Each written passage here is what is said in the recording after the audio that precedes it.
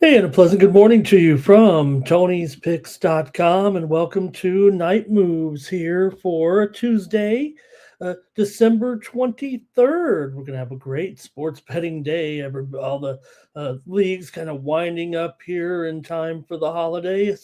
Short note. Will be no night moves tomorrow. We just have a bowl game on Wednesday, the Hawaii Bowl, and hey, it's a good day for me to catch up on some rest and holiday enjoyment. So no night move show tomorrow. We'll be back on basically on Christmas Eve for Christmas. We'll be here when the clock strikes midnight in Las Vegas for Christmas here. So make sure you join me for that show. We'll preview the NBA and NFL games. College basketball is going to have a little bit of a respite here after tonight. And of course, the NHL also taking a day or two. So, hey, make sure you join me here in 2 nights for the next Night Move show, and I'll take tomorrow off. Who says I don't get a day off here? We'll take 1 day anyway and enjoy the holiday. Hey, did you enjoy last night's game in the NFL with the 49ers and the Colts? It was a pretty good game for what really turned out to be a blowout by 3 touchdowns. Hey, don't blame old man Rivers. Hey, he threw that pick 6, but he was already behind the. That was Rivers also when he wasn't engineering a comeback. It was all or nothing with Rivers back in the day. I know, having been a Chargers fan, riding with Rivers for all those years, but. Really, it felt like the key play was the fumble on the kickoff because the teams were trading points, and all of a sudden the Niners were able to get 3 points, 10 points straight, basically on 2 possessions after the Colts fumbled the kickoff there. The Colts scored TDs on their first 2 drives, but when you fumble the kickoff there away and allow the 49ers to kind of capitalize a little bit and make it 10 points in a row, 49ers look good on their first 4 drives, scoring 24 points. But San Francisco outgained the Colts in the game.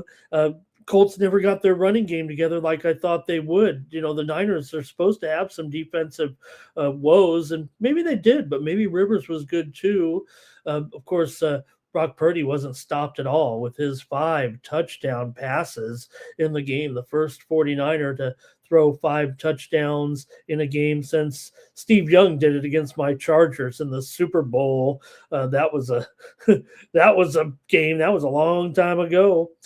Kittle, 7 receptions, 150 yards, and a touchdown. The 49ers have won their last 5 games all by 11 or more points.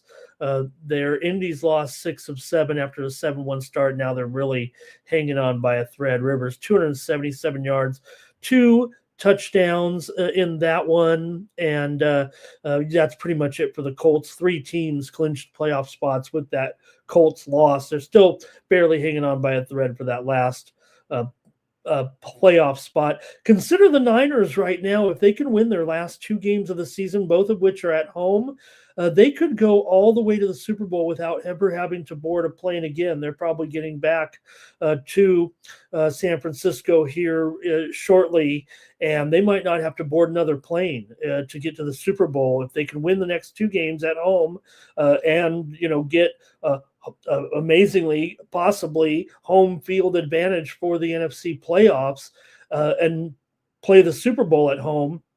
You could do worse than taking the 49ers right now. They've dropped here to about 15-1 from about 18-1, but very interesting for a team that basically could be just staying home, playing those home games in that stadium. You saw last night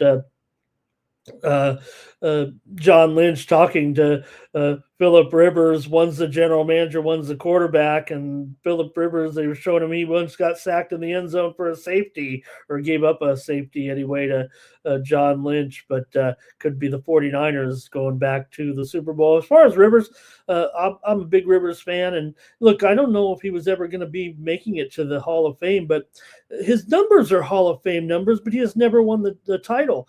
Not all quarterbacks that didn't win, it's not necessarily a criteria to make the Hall of Fame. You can only one quarterback can win per year, and they're not all championship quarterbacks.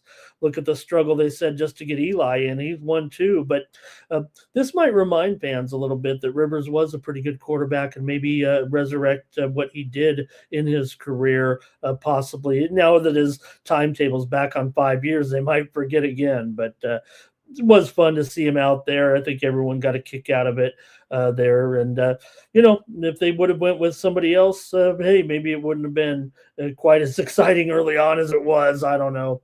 But how'd you do in Monday Night Football? Also, there was a bowl game there yesterday. How about the famous Idaho Potato Bowl? Man, my man Josh Meredith got the MVP of the Idaho Potato Bowl. Meredith, who just happened to be from the area where I provide my local high school coverage, was a player in the district that I covered. He was a good player. He eventually transferred out to go to a bigger school so that he could get his career underway and get to the D1 level. It took a long time to get there, and he ended up at Washington State, ended up as the MVP in the game with 8 receptions. Eckhouse found him twice, 334 yards for Eckhouse over Utah State. Interestingly, these two teams will be in the same conference next year in the Pac-12 with Utah State going to the Pac-12.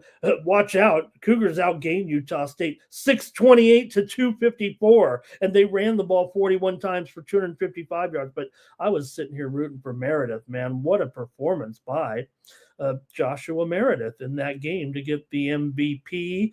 A few other notes. The Chiefs moving to Missouri. I mean, it looks good to go. Unfortunately, for those great fans in Kansas City, Missouri, they'll start to play maybe in a $3 billion dome stadium in probably in 6 years. The stadium will seat 65,000 fans. That's 10,000 less than Arrowhead, where the Chiefs have played since 1972.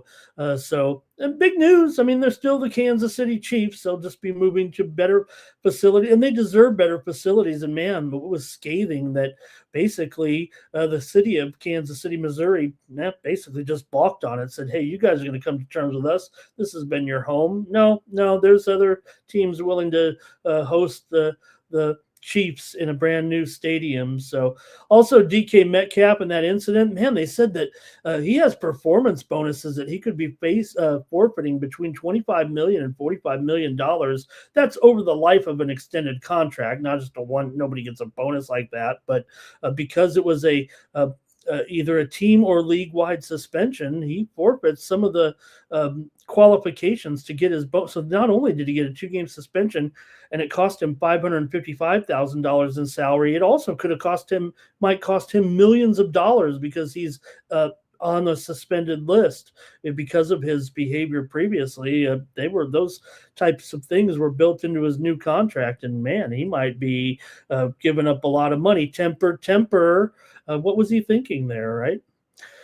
Good to see everyone here in the chat joining me for the show here as we get ready for our picks. We got big card here, man. 3 bowl games. We got NBA, NHL, and yeah, I've tried to pick a couple college basketball games out for what should be a long show. So settle in and get ready, and thank you for joining me here on Night Moves. I want to say hello to everyone in the chat, including Andre here as well. Mr. Weskers is here waiting for me to get here, and taking those Draymond props. Greg Gibson as well.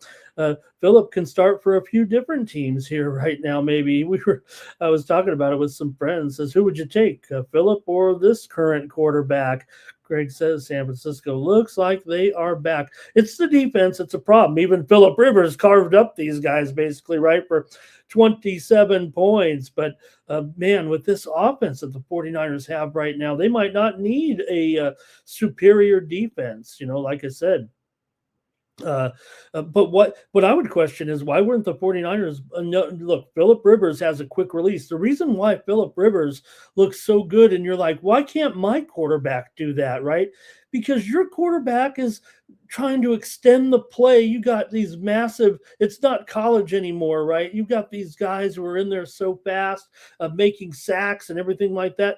With Phillip, it's, you read, your reads are there. You look into the marker, and if not, you're going with your check down. And man, these guys could really figure it out. And that's what I think they saw this week with Phillip Rivers coming in here the last 2 weeks and working with Anthony Richardson. The promises that Richardson is learning from. This is just from Colts talk. I've been so on the Phillip Rivers bandwagon here over the last couple of weeks. I've been reading every article about his involvement. And, that's not to say that Richardson's ever going to turn around or Riley Leonard become the guy. Remember, Phillip Rivers is like a little, I want to say a big brother, but more like a dad to Riley Leonard. And, that's helped Leonard too in his current development. But again, I think that the Niners should have blitzed more. They should have brought the package, brought the house, and make Rivers, I guess he did make it very, very uncomfortable there for a while. But what a game. What an interesting game it was. Right, that's what T Money says. Interesting game there last night. Didn't feel like it was Rivers' fault, didn't it? There, yeah, the pick six, and you saw Warren though looked like he kind of gave the route away a little bit. Rivers knew as soon as he let go, he was already kind of running there to catch the guy. So Greg talking about that Washington State team. Man, Josh Meredith, that was great. I've watched him from a sophomore in high school. I have an interview with him as a high school player, talking about him as a young player. He wasn't even a senior at that time. Like I said, he left my district. So Greg wants the Chargers and the Niners in the Super Bowl. Yeah, maybe we get some revenge on those guys. They kicked the Chargers' butt in the Super Bowl, man. Jerry Rice and John Taylor and Steve Young in that game, and they lit it up against the Chargers in the Super Bowl for sure. But I will say this, at the time, the Chargers scored 29 points in that game. And at the time, it was the most number of points scored by a losing team in the Super Bowl. What kind of loser attitude do I have there? All right. Hey, we'll get to the show and talk about our games here tonight with our – there's afternoon sports again tomorrow here, right, with the bowl games and the college basketball and a full slate of NBA. They're loading up for the holiday. Make sure and the same thing for the NHL. Holiday games, everyone's starting their holiday. It's great to go to a sporting event on the eve of Christmas Eve. So big sports day for sure here, and leading up to hello to Jesse Gomez in the chat. It says, what about the FAU game tomorrow?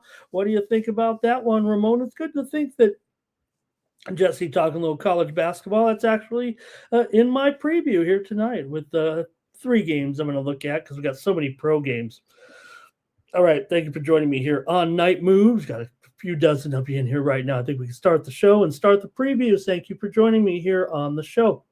Let's get it going here as well and get into the action here right now with our previews for today. We're going to start with the bowl games. Got to start with some college football.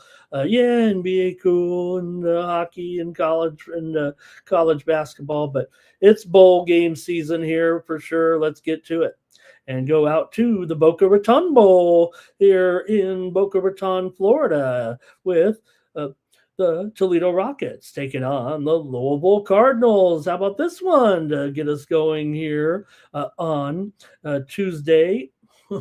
Here, this one. Let me just get my notes together here with the action here today.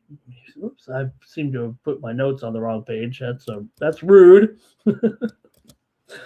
Okay, let me get started here. We'll break down these bowl games here. Toledo comes in here. They've been pretty dominant here, really, to close the season. They've won its last 4 games by a combined 125-15.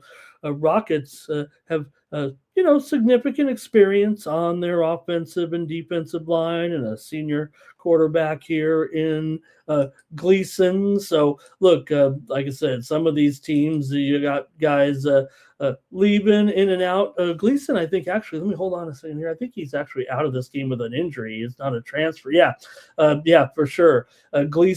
Tucker Gleason is out of this game with a back injury for Toledo here. So that is a little bit of significance there for sure. I knew it wasn't a transfer with him, but he's been pretty good for sure this season. 2,500 yards are going to be missing from him, and he's got a high quarterback rating. But Toledo, pretty strong record as an underdog, 4-0 the last 3 years. They're so good in their conference. They're really rarely an underdog, 4-0 ATS.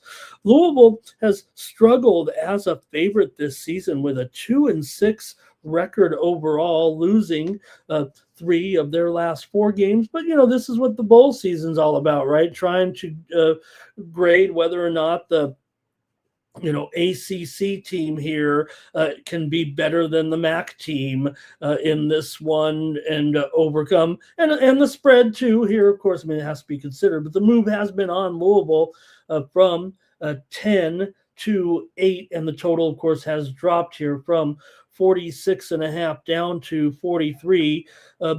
Both Toledo and Louisville have seen their recent games go under. Both teams come in here 8-4 straight up this season.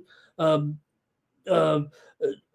Louisville has gone under in 4 of its last 5 games coming into this game. But, Toledo's been the sharper team against the spread this season, 8-4 ATS overall. Like I said, strangely enough, Toledo just an underdog for the second time this season because of their, dominance in league play. They smashed Central Michigan, of course.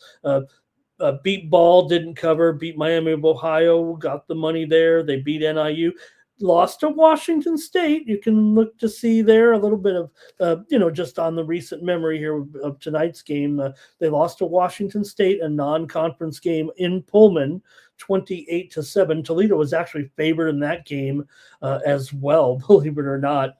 For Louisville, they beat Kentucky in their finale, 41-0. But the losses before that were to Cal, to Clemson, and to SMU. So they were losing conference games in there. Got a chance to beat up on Kentucky there to end the season, strangely enough, at home as a 1-point dog to UK.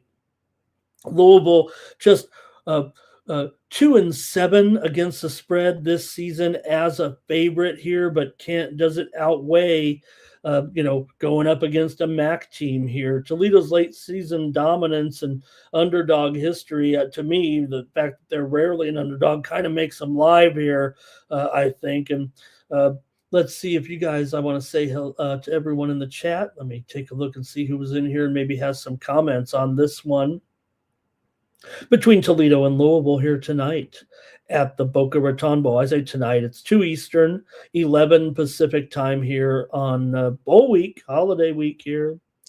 All right. Andre says, don't forget Louisville's missing a lot of players as well here. Let's see here. SF9er. Hello, SF9er. Andre says, Louisville wins, but Toledo can get the money. Greg also says, I think he likes Louisville. Oh, he likes Toledo here, I think, and the under. How about that? All right. Also, let's see here. Any more of this game here, guys? Louisville loses to good teams and wins against bad teams. Well, this I might consider Toledo a good team. I don't know what you think. I mean, they're a bowl team, obviously, and they're not some 6-win bowl team in here. They have 8 wins. They're from the MAC, so that has to be, I think, considered a little bit as far as, we've seen MAC teams go in and pull off games before, but we've also seen them get worked sometimes against certain opposition as well, I guess. So these two teams haven't played in quite a while, but Toledo did win this bowl game 21-19 3 years ago. Last 6 years, underdogs 4-2 against the spread. ACC teams faced off against the MAC 3 times this season, went 3-0 and 2-1 ATS. So, of course, with Louisville, you got uh, let me make sure you guys are talking about the injury report. Make sure we're all ready to go here with these guys. Brown questionable, Watson questionable in the backfield. That's look like where they're mostly decimated is in the backfield, and also a little bit with the receivers as well. See if we got some more picks. There's Good DZ. Hi, Good DZ. Nice to see you there. Welcome and hello. And let's see, Toledo will hang in there, says Greg Gibson. All right. I'll make my call on this one. Thanks again. Everyone's welcome to comment and be a member of the chat All-Stars. I can only put up the comments about the particular game that we're showing, so I don't mean to ignore those folks in the chat, but we do run a little extra show, and these videos get chopped up, so I try not to change the subject too much. So for those of you that comment on some other items, and Ramon ain't hearing it from me, it's mostly because of the construction of the show, and then we kind of make a separate video for each game. So I agree. I like Toledo to hang in here for sure. I'm going to take Toledo plus 8 points in this one here on Night Moves as my pick. Come on, Rockets. Let's beat the Ville. I think what you're going to see also, not that the Louisville Cardinals, but some of the more established teams, may have a little bit less to play for. The smaller schools have players that see greener pastures as well, but we'll see there. I mean, obviously, look at the Mountain West. We're going to get to them in a moment, but they haven't looked too good again in the bowls. They always suck in the bowls. All right. Good one there, you guys. Toledo and Louisville in the Boca Raton Bowl. I'll take Toledo.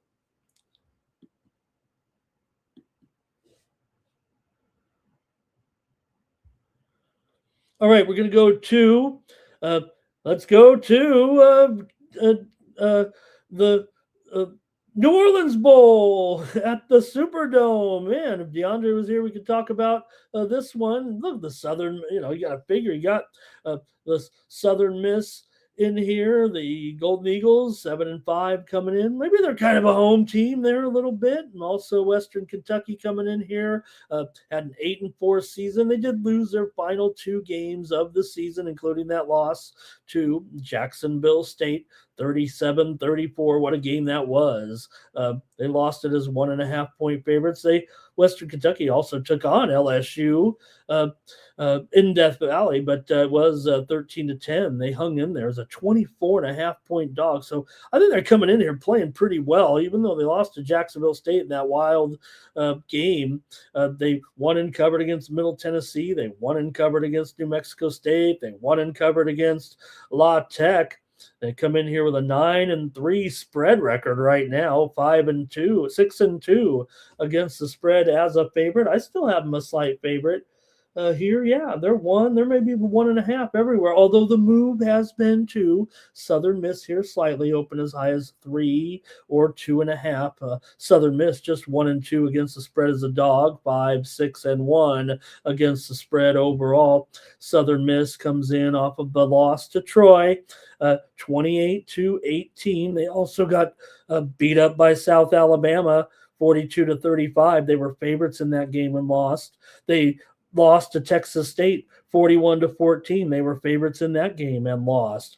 Meanwhile, they also shown a win over Arkansas State on the road, but they couldn't cover in that game either. They did cover against Monroe. You lose Monroe.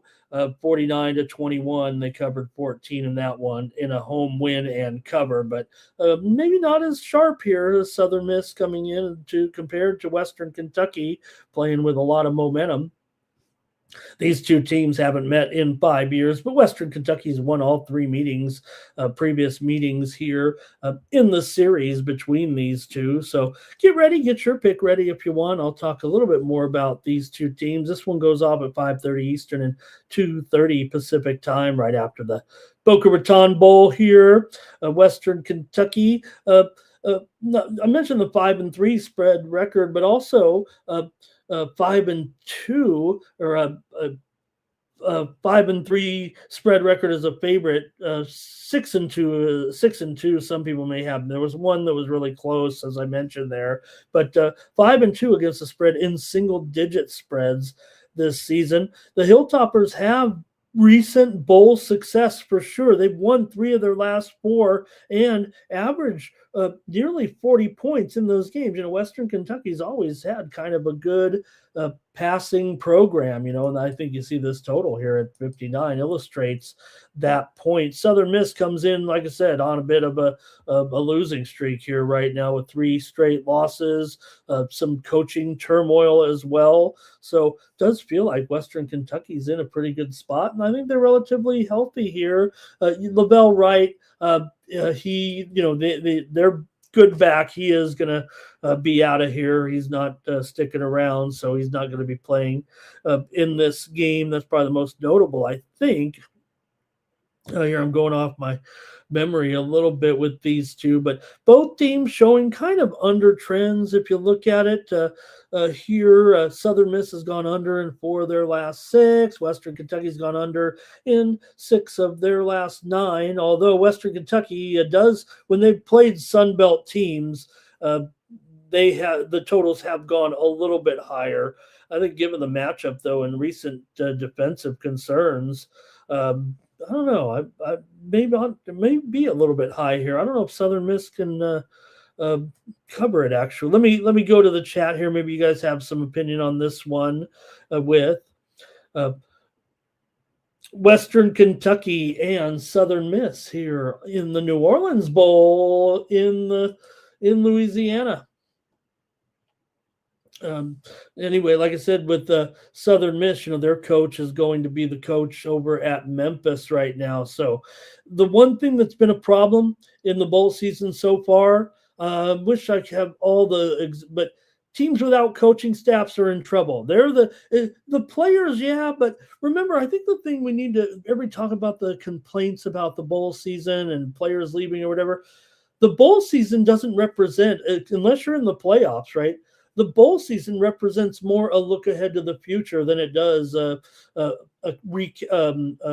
consolation for this season. Yeah, maybe if you're 6-6 and you want to finish over 500, have a little bit of motivation or other motivations, but really you're already packed up and ready. You're looking to the next season. You're looking to get players in there who you want to get the seniors who maybe don't have a future in, but I think more so you're going to get players in here who are going to be playing in the next season for the underclassmen, if you will. So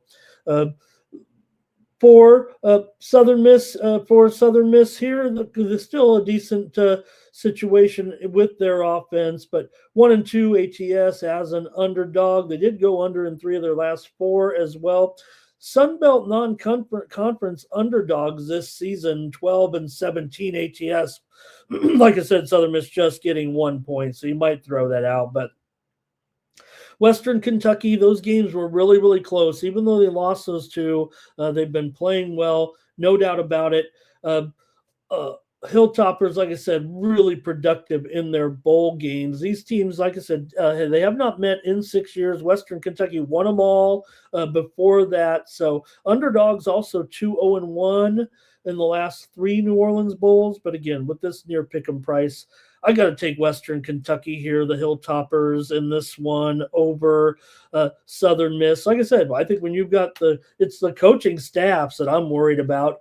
They seem to play a little bit less disciplined. They don't seem to have a good clock management going near the end of the games. They're playing basically with a makeshift coaching staff in a lot of these situations without much leadership. So I think that becomes a factor as well. Give me Western Kentucky here, and let me hear from you in the chat on this one with Western Kentucky and Southern Miss. Mr. Weskers does like Southern Miss plus that 1 point. And let's see here. He's looking maybe to get 1.5 as well. Greg here, he likes Western Kentucky to win this one. Right on the money there with the total. Thank you to Greg today.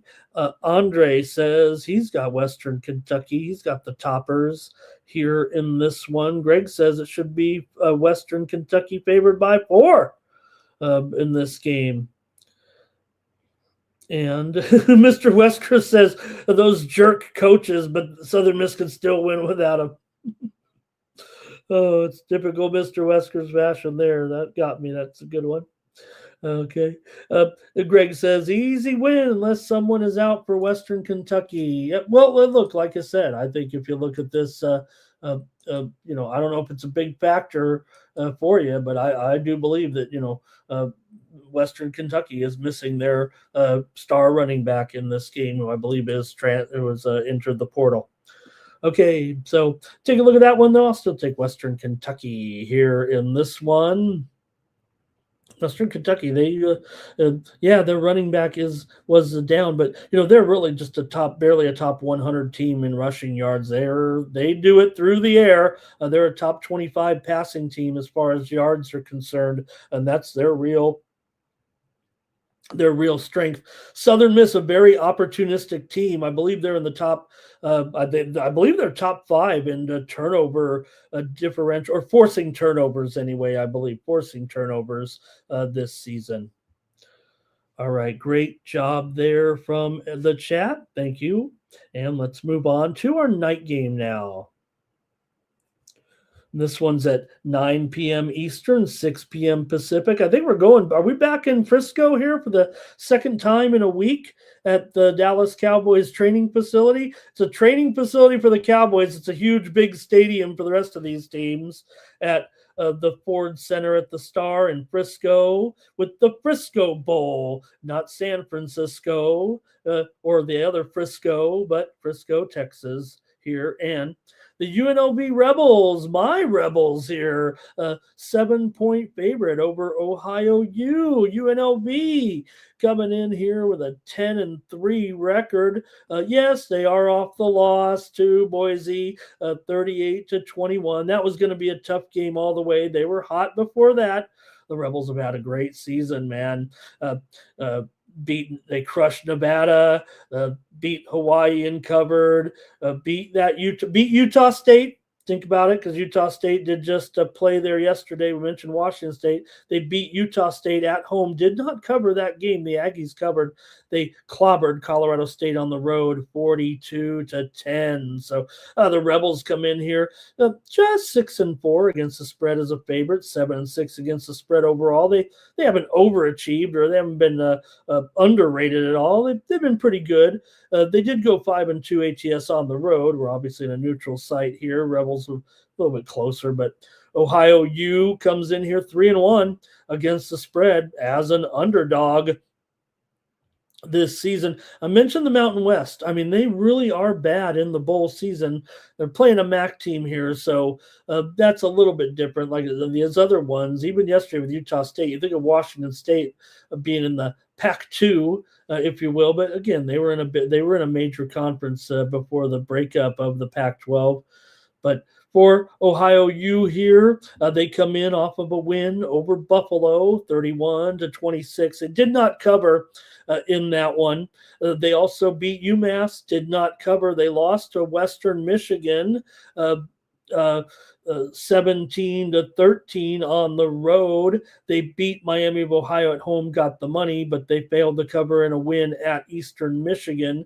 But they did finish just 6-6 ATS, and like I said, 3-1 as an underdog this season for Ohio U. So UNLV has had some experience in the bowl season here last couple of years. They're also pretty strong. Like I said, ATS as a favorite this season. I think the Rebels, have the advantage here as far as returning talent on offense. They've got a solid quarterback here in Calandria. Also, UNLV look, they've had some big offensive production games this season, but they've also given up some big points too. Ohio averages 31 points in their last 6 games, and UNLV's given up 56, 40, 38 points. So the recent matchups between the Mountain West and MAC regular season Orange Bowls always high scoring. And well, you look at this total here, and what can you say now? Look, UNLV does have more. I say they have the talent in returning on offense, but they're missing more players for sure from this game than the Ohio Bobcats here. So I still think they have the experience and the roster advantage, but just seems like the Mountain West not very good at covering spreads, and Ohio should be able, I believe, to put enough offense together here to warrant taking the 7 points in the Frisco Bowl. And I've got to go with the Bobcats here. UNLV, become a pretty big fan of theirs, obviously, just up the street. But I think Ohio U here will be the play for me. Let's hear from you in the chat and tell me what you think here in this one. Man, the Rebels, they gave up 56 in a game. They gave up 40 in a game. They gave up 38. Yes, they're playing a MAC team here, but a couple of those games were Mountain West Conference. They're not Mountain West Conference. They're not necessarily better than the MAC anymore, or maybe ever were. They're supposed to be, but all right, let me go to the chat though here in this one. Coach Mullen, he's definitely been in some bowl games with UNLV before he got to UNLV as well a little bit. 7-3 in his bowl career. UNLV's gone under in 4 of their last 5 coming in, and for Ohio U, they do have some major concerns here also with their coaching staff, but unlike the other situations where the coach leaves and then takes the other coaches with them and it becomes in disarray. This one was the coach got fired basically just a few days ago. The whole staff is still there. They're going to plug in here. You're just missing the head coach. He basically had one of those off-field situations here. I don't even know if they've said exactly what it is, but he was suspended for like one day and then they fired him the next day, citing some transgressions. Who knows? But I'm sure that story will come out. They've got a pretty good quarterback in Navarro. They've won 5 of their last 6, have the Bobcats. So I know I made the statement about the mix, the coaching staffs, but again, this whole staff is staying together. The coach is the head coach is the one that got fired. What is it with these coaches here? I love the one they talked about Sharon Moore, just random OnlyFans and Instagram models. Coach always sliding into those DMs, huh? All right. Bobcats in their last 6 bowl games, 6-0, straight up 5-1 against the spread. So I'm not too fretting about this coaching situation here. These teams have not met.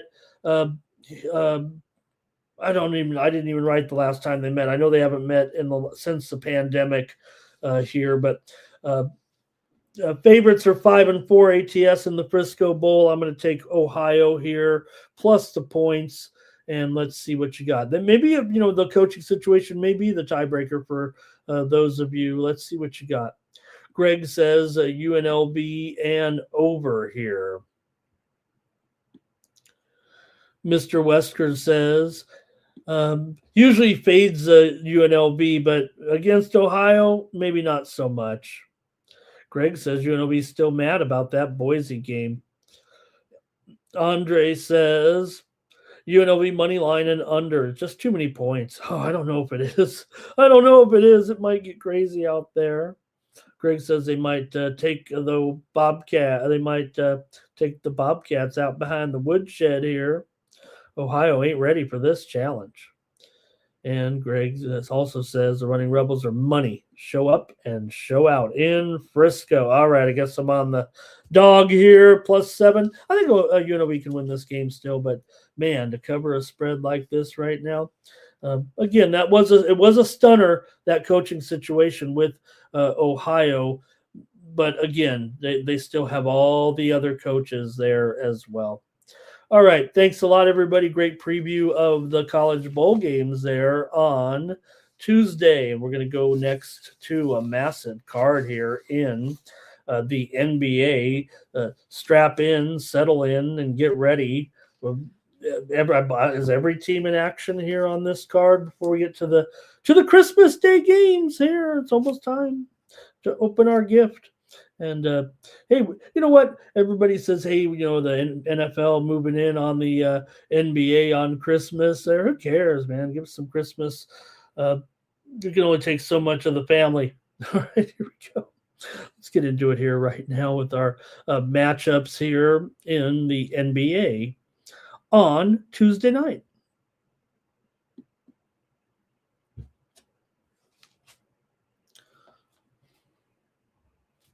All right, first off here, we've got, pardon me, guys. The Brooklyn Nets are going to be on the road taking on the Philadelphia 76ers. Sixers a big favorite in this one, 8.5 to 9.5 to 17.5. Looks like it's gone up maybe just a half a point here. Some spots still showing a 9 in this one.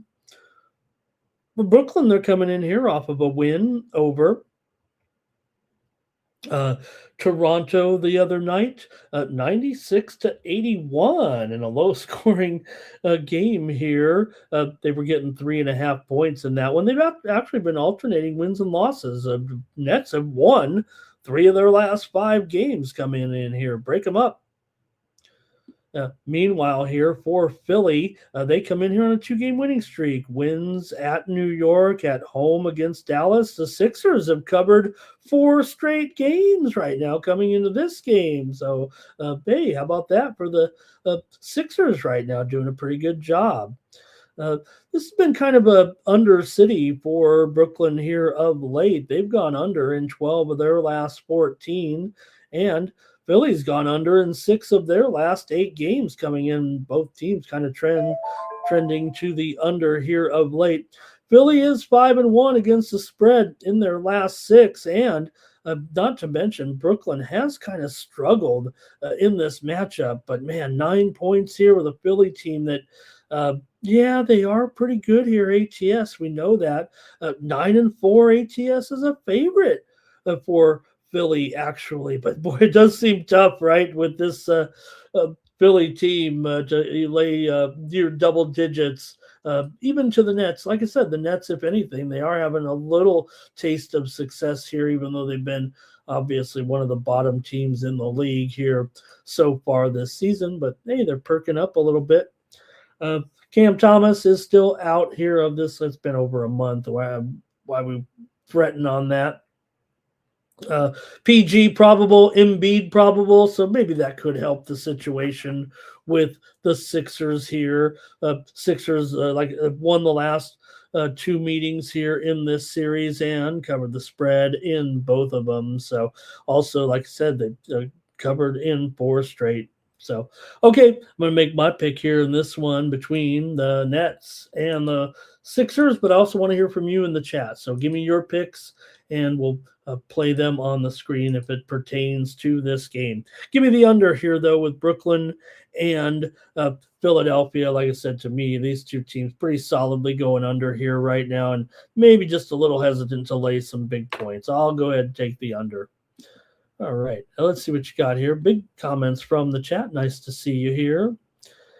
And let's see here we got here in the chat with our game between the Nets and the Sixers. Here is Mr. Weskers. He likes the Nets here in this one. Hey, you want to say hello to Lendl Jr. Man, what a great name. Manny Von Lendl was so great, wasn't he? Man, good to have Lendl Jr. here. He wants to talk Michigan, Texas already at this point. Oh, man, we got plenty more shows to go, Lendl Jr. Mr. Weskers, he knows those Sixers, doesn't he?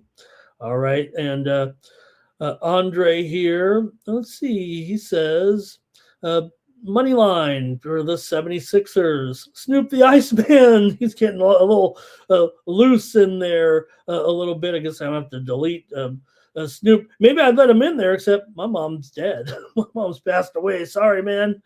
See you later. See you later, Snoop. All right. Let's see. Philly just blew them out in Brooklyn 2 weeks ago, 118 to 103. Philly won and got the money. They also got the money in Brooklyn earlier, back in early November. Here's Andre says Maxey and Edgecombe over in their points. Nets team total under for Andre, too. Quick revenge for Brooklyn there, says Greg, after those 2 wins.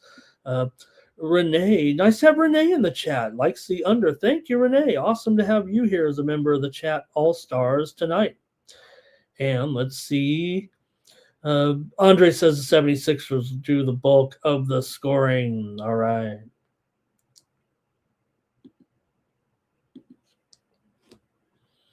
All right, next up, we've got the Washington Wizards taking on the Charlotte Hornets. Boy, if it wasn't no sports, we'd just skip this one. If it is a monster slate, but we're previewing them all here tonight. Hey, Washington's actually won 2 of their last 4 games over here. They beat Memphis. They beat Indiana as underdogs. They're underdogs every game pretty much this season. They've only been favored twice. They're getting the money here against getting the points here against Charlotte, 6-point dogs. They're 10-15 against the spread as an underdog. Charlotte, meanwhile, just a favorite for the 5th time this season. They're 1-3 against the spread as a favorite, although they are 8-6 against the spread at home. Charlotte's not only 1-3 against the spread as a favorite, they're 3-1 to the over as a favorite. Washington 14-11 to the over as an underdog, although Charlotte is 5-9 to the under at home this season. Charlotte games have stayed under in 10 of their last 13 overall, and this series is a long, big-time under. 13 of the last 20 between these two have went under. The teams met once already this season. Charlotte got it done. They won by 26 on the road here as just a 1.5-point dog. The Wizards are 6-1 against the spread in their last 7 games against Charlotte, and covering despite covering some numbers here despite some poor spread results. Let's just face it here. They did get it done in their last game against Cleveland last night, 139 to 132, and we had Charlotte there in that one here on Night Moves last night. We took Charlotte plus the points there, right? So let's see what you have in this one between Washington and Charlotte, and get your play together in the chat here if you'd like. And I'll make my play here as well between these two. All right, let's see what we got. Greg says he likes it 120 to 115, so he likes Washington there. And Mr. Wesker said, the fact that they played last night maybe taking a little bit of momentum from Charlotte, but they didn't win that game. In fact, they had to kind of come back late just to get the money there in that one. But again, they are the team obviously on the back-to-back here. Washington won twice last year in Charlotte, 113 to 100, 124 to 114. Andre says he likes the Hornets here in this one. So we'll see on the injury report what happens with these two. You're going to have Wizards, plenty of guys. Sarr, questionable. Whitmore, questionable. Middleton, questionable. Kispert, they've got a ton of injuries coming into this game. For Charlotte here, Sexton, Kalkbrenner, Plumlee, still going to be questionable here. And Grant Williams, he's been out all year. Forget that.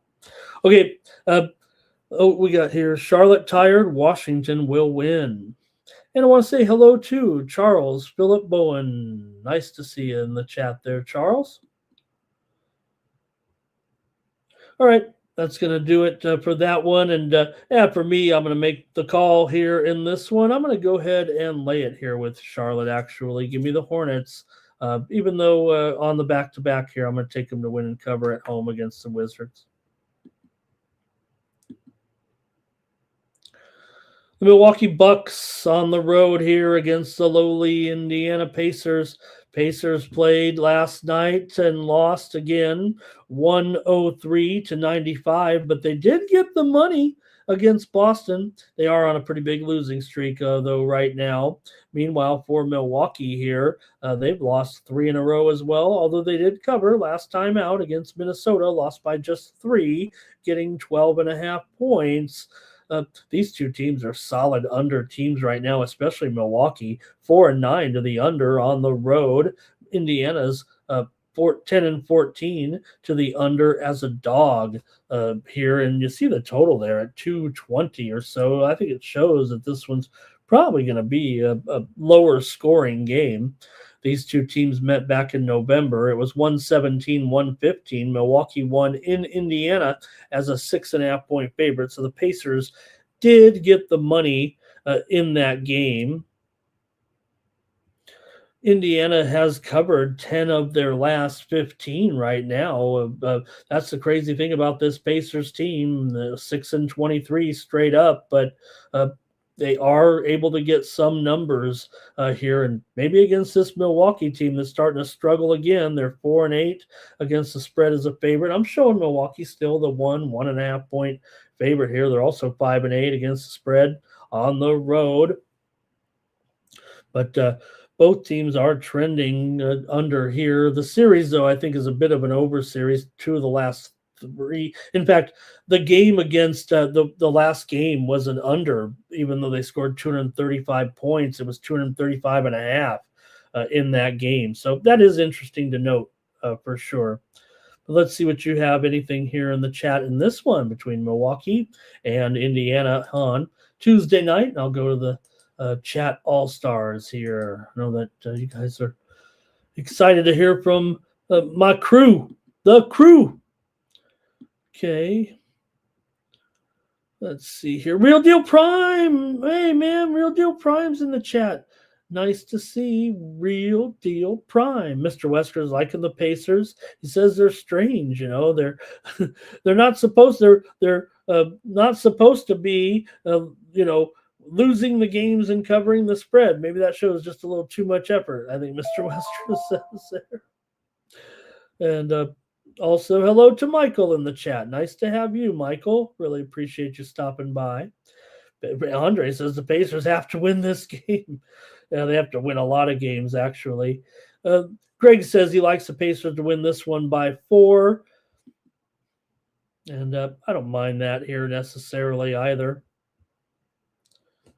But I'm going to go with the under in this one. This seems like a pretty solid under, actually. Give me the under in this one between the Bucks and the Pacers here on Tuesday night.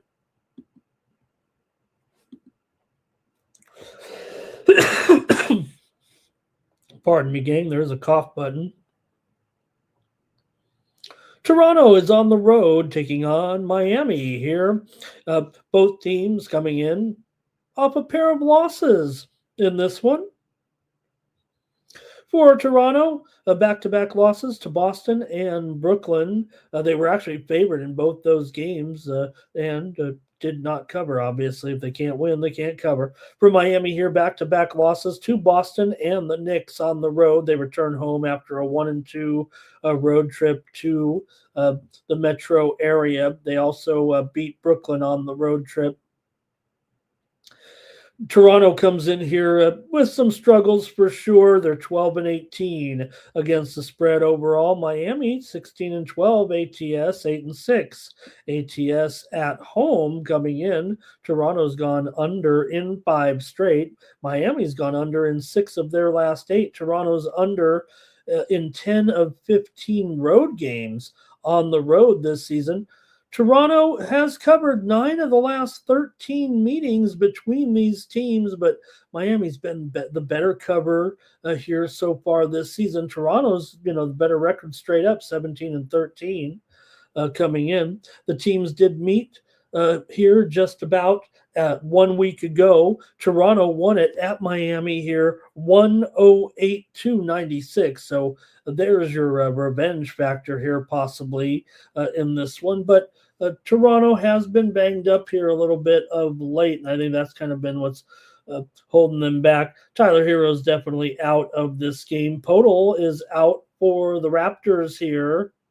Jovic remains out for the Heat. Pelle Larsson still, it's been 2 weeks now for him in this one. So, look, Toronto's good record against Miami historically, even if they are kind of struggling overall. Let me go to the chat in this one and see what you got here with Toronto and Miami, and we'll make the call here in this one. Here come the comments from the group. Okay, Greg says he's got Miami to cover this one. And, yep, he likes Miami to cover. Andre says, is Barrett back? No, Barrett, let me see here.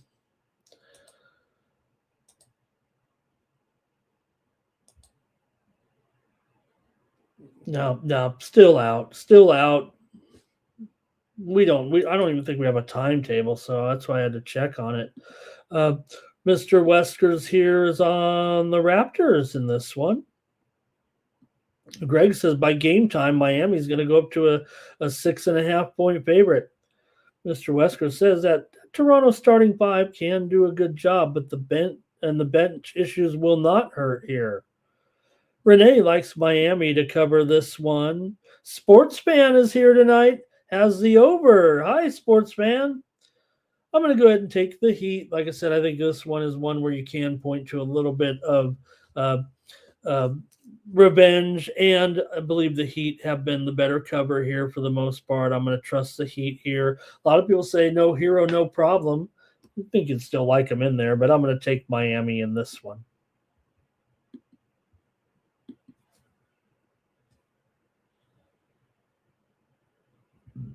New Orleans Pelicans, the hottest team in the NBA. Kinda. Pretty much. Can you believe what this team has been doing here? They got another win last night against Dallas, 119-113, and a big-time comeback there last night. They were definitely behind in that game, right? Outscored Dallas 40-26 in the fourth quarter. Did we have them here on Night Moves? You better believe we did. We had another big night here on the show, right? Mentioned the hot streak that we were kind of on there. We did go 5-2 last night here on the show. We had the Hornets, we had the Pacers Celtics under, we had the Pelicans, we had the Nuggets to roll, and we had the Portland Trailblazers in that just call it the Portland Trailblazers in that come from behind. Oh, they didn't get the money. But shame on me. 4-3. All right. Boy, it felt like Portland in that comeback. I think I lost track of the game there at the end. They came all the way back, but my bad. Detroit got the cover. Anyways, let me cover it here with the Pelicans, man. These guys are hot right now, winning like nobody's business. They've been underdogs in every game here recently, but are on the massive winning streak right now coming into this one. For the Pelicans, they've basically covered 6 straight games. Cleveland, they've gone 0-6 in their last 6 games. They played last night as well against Charlotte. They won the game, did not cover, and before that they had lost 3 in a row. So they're definitely having some issues. 4 of the last 5 meetings between these two teams have gone over here. There was one game in New Orleans. I graded it as an under. My notes might be a little bit off. 4 out of the last 5 over for sure in the recent meetings between these two. Now, New Orleans has been the moneymaker this season. I mean, they've been money in the bank with this cover streak right now, covering 9 of their last 10, 17-10 as an underdog this season. Cleveland, meanwhile, has been a money burner. 8-22 against the spread despite a 16-14 record, 4-14 against the spread at home, 7-20 against the spread as a favorite. How do you not take this New Orleans? Now, maybe because They both played back-to-back. Maybe that will help Cleveland because New Orleans, the traveling team here, they're coming in from New Orleans to play this game. Meanwhile, Cleveland, they were on the road as well, so you kind of could look at it as no, I'm sorry, Cleveland was at home in that game against Charlotte, so they've been here third game of the homestand right now, so that could be a little bit of a factor. But man, New Orleans is on fire right now and doing a great job. Not only covering, they're winning. So let me hear what you guys have in this one between these clubs. Cleveland is 6-12 to the under at home, although New Orleans is 17-11 to the over as a dog, although 5-7 to the under on the road here. Let's go to the chat in this one. Thanks everybody for joining me here tonight on Night Moves.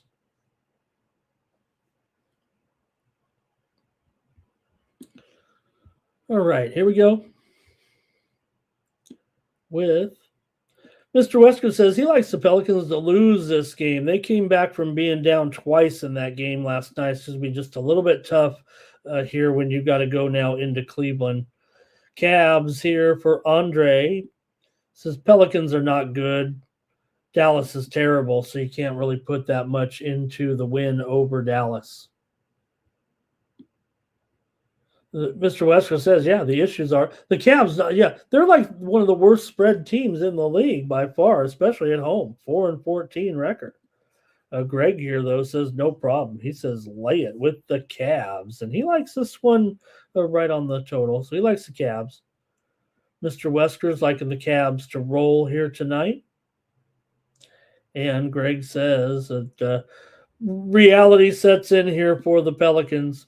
I like teams that make money. I'm going to take the Pelicans here in this one, plus the points. Cleveland, they just get it done, right? They just get it done. They just win, and then they don't cover. So who's to say that Cleveland could get a blowout? They can't cover anything right now.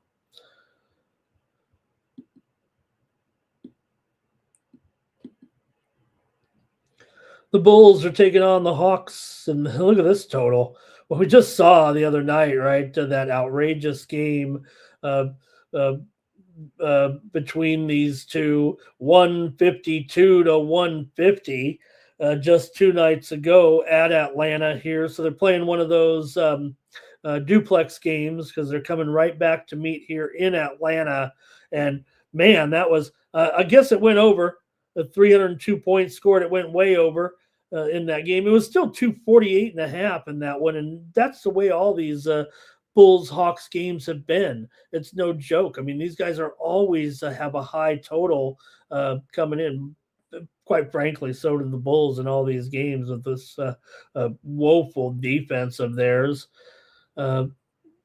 Bulls here are 11-3 as an underdog this season. Hey, they got the money in that other game, right? The Bulls actually won the game 152 to 150. So we had them in that one because, hey, the Bulls are a very strong underdog, 11-3 as a dog. They're not flying an airplane to get here. They've been in their hotel room, hopefully, for the last 48 hours. Here, it can get in trouble in Atlanta. You know what kind of clubs we go to in the ATL. Atlanta's 5-10 against the spread as a favorite, 4-9 against the spread at home. This has been Atlanta's woes here a little bit. They're just a 500 team. Chicago's rebounded to get back to 13-15 here, having won and covered 3 straight games. They had those back-to-back wins against Cleveland in the home and home before this.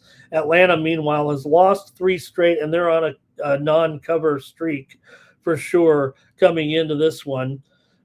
Chicago on a spread run here of 13-5 versus Atlanta. Right now, they've had the better part of this series. Atlanta games basically flying over the total here of late, and 4 of the last 5 in the series have gone over. Can this one go over 254? Probably. Let's go to the chat though and see what you have here. We've got the Bulls money line for Andre. And Mr. Wesker says when you got Trey back flailing his arms and trying to draw fouls there, right? I gotcha. Let's take a look at maybe at the injury report coming in though. Uh, Dyson Daniels is out for Atlanta. That's pretty much the only recent major injury. Greg here does like he likes it under. He likes it under the 254, and he also likes the Bulls to cover the spread. Thank you, Greg. All right. Hey, I got to go over in this one at 254. Come on, I'm going to go over 300. Well, maybe not 300, but let me take the over here in this one on Tuesday night. I'll go over with the Bulls and the Hawks.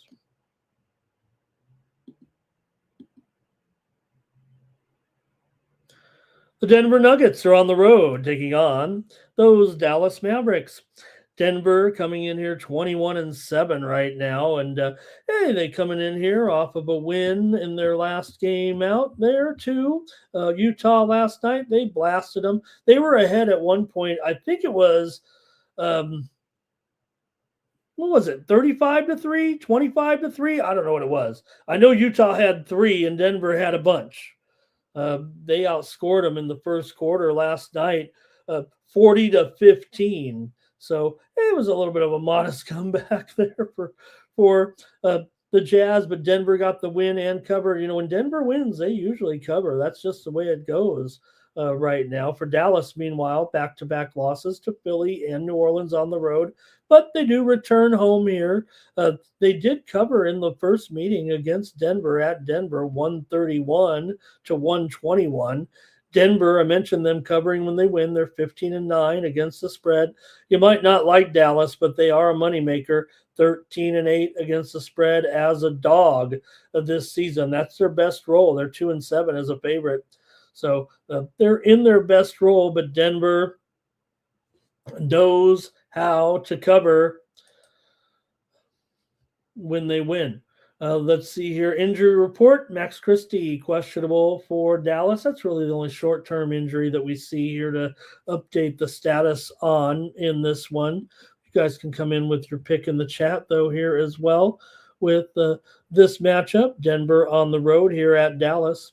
Denver is 16-8 to the over as a favorite, 9-5 to the over on the road. Dallas, however, is 7-10 to the under at home. Denver, pretty strong form here right now. Both teams kind of trending over right now, despite Dallas's home history. Dallas went over in the loss to Philly. They went over in the loss to Utah. Let's go to the chat here in this one and see what you have with Denver tonight. Laying some points here on the road against the Mavs. Yeah, Mavs having their struggles, but will Denver here? Let's take a look at what you have in the chat.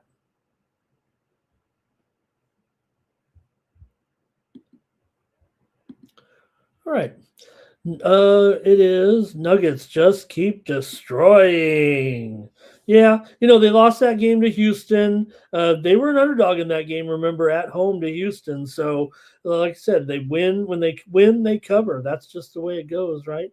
Vegas wants you to think Chicago. Oh, he's on the wrong game there. Nuggets, no-brainer here for Andre. Greg says 125, 118. Denver. He likes this one to go way over, does Greg? Yeah, he does. I think that's the kind of the way to go as well. I'm going to go over in this one. I agree with Greg here. Give me the over with Denver and Dallas here on Tuesday night.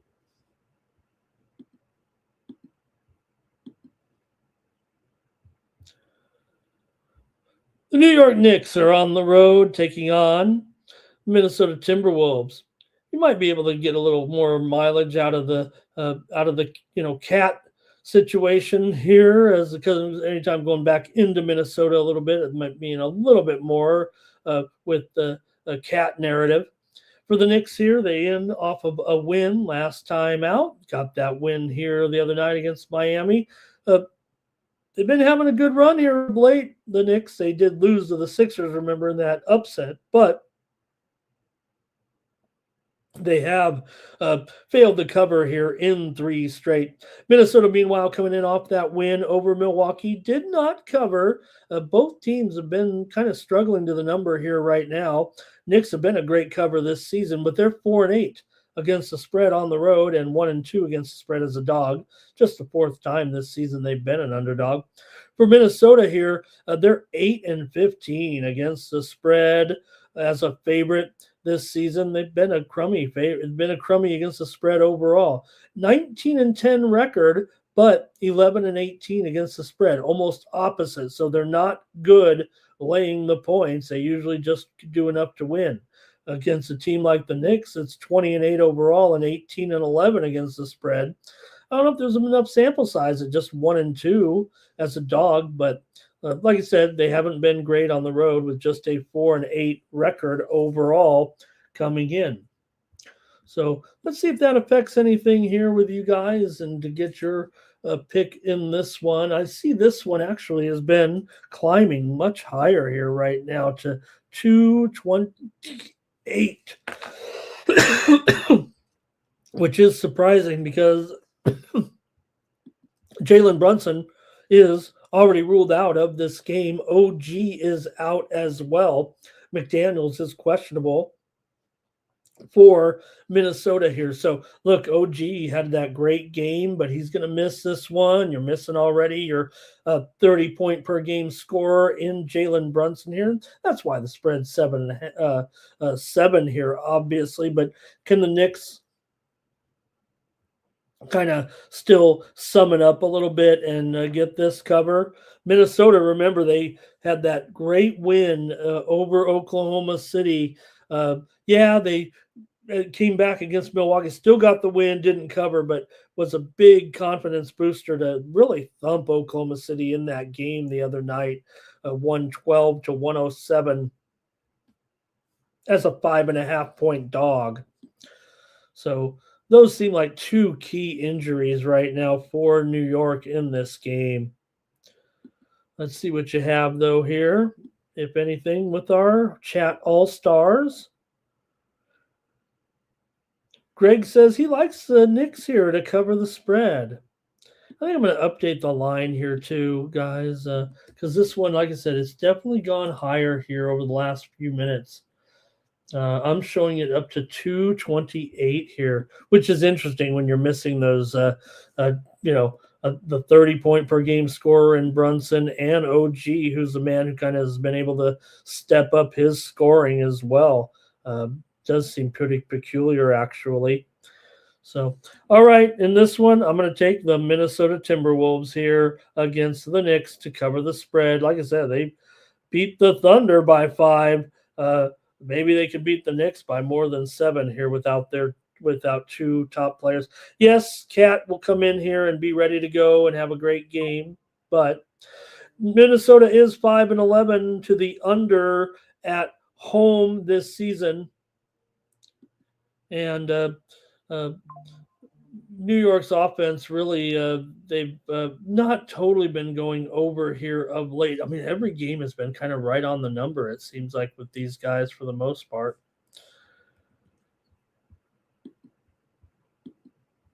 Minnesota will win if Brunson's out. I'm showing him out of this game. I'm showing him out. But I've been wrong before. I do pay for them. I do pay for my injury updates. They better be good. I mean, you can get free injury updates anywhere, but I mean, I have it where, they're supposed to send it out as soon as it gets going. Okay, so we keep moving here. Big card, man. We're not even we're just halfway done pretty much. All right, whoops. Yeah, I went too far. Here we go. The Thunder and the Spurs, a game of the night here for sure, right? In San Antonio, with the Spurs coming in on a 3-game winning streak.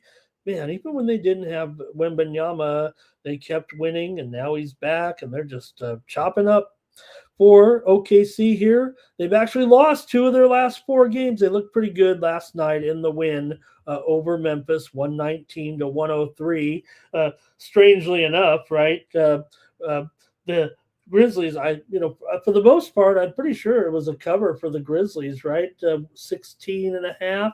It went down to 15 and a half at a lot of books. Wow. Just on the number there last night.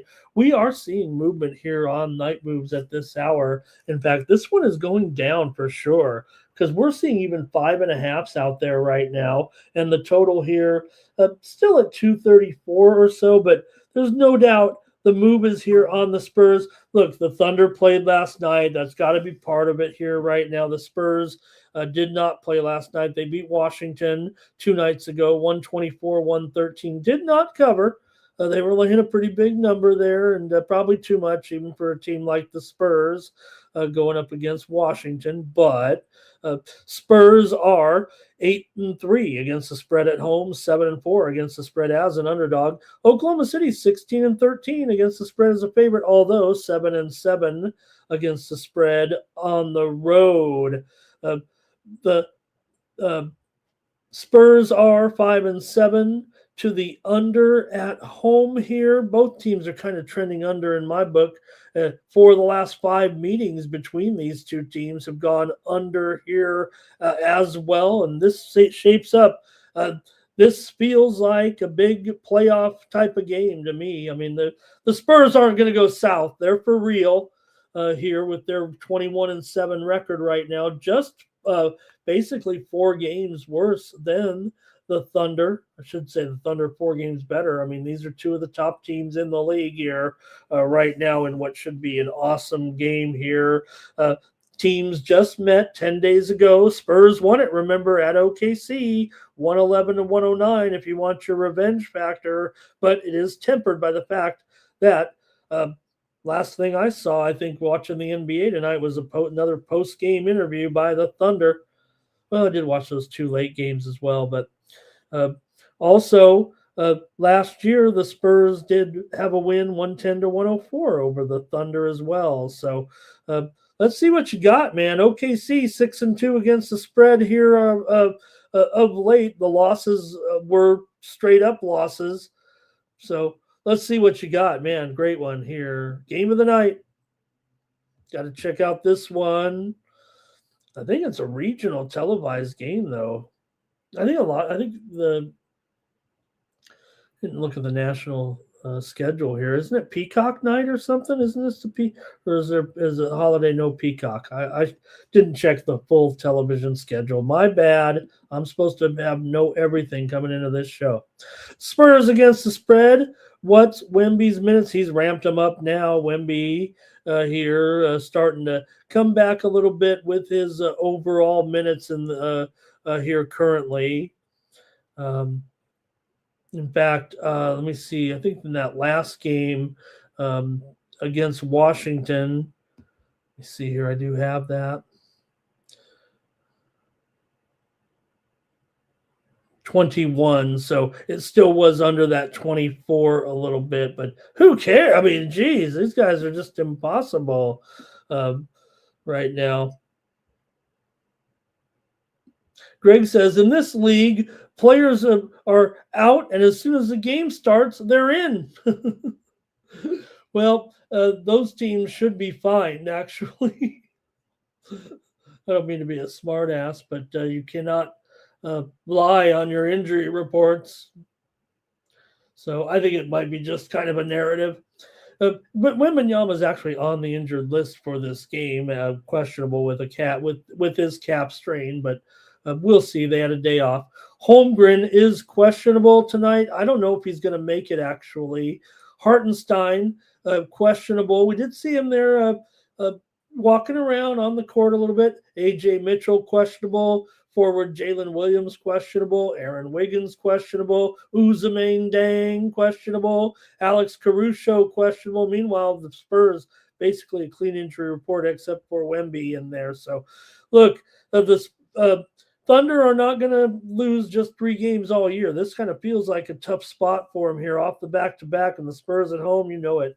I'm on the Spurs in this one to win again. It is revenge, obviously, here for the Thunder, but maybe the situation, the opponent just a little too good, it feels like. Hello to Timmy Two Shoe in the chat. Nice to see you tonight. Thunder wants their revenge, says Andre. Greg says quick revenge, but he likes the Spurs in this one. Maybe right on the number. He leans to the over. Renee says Thunder to cover and under. All right. I'm going to take the Spurs to get it done again. Remember, the Thunder can get their revenge and still win this game, and the Spurs can still cover, and the Spurs are pretty good cover at home so far this season. OKC just 7-7 on the road against the spread.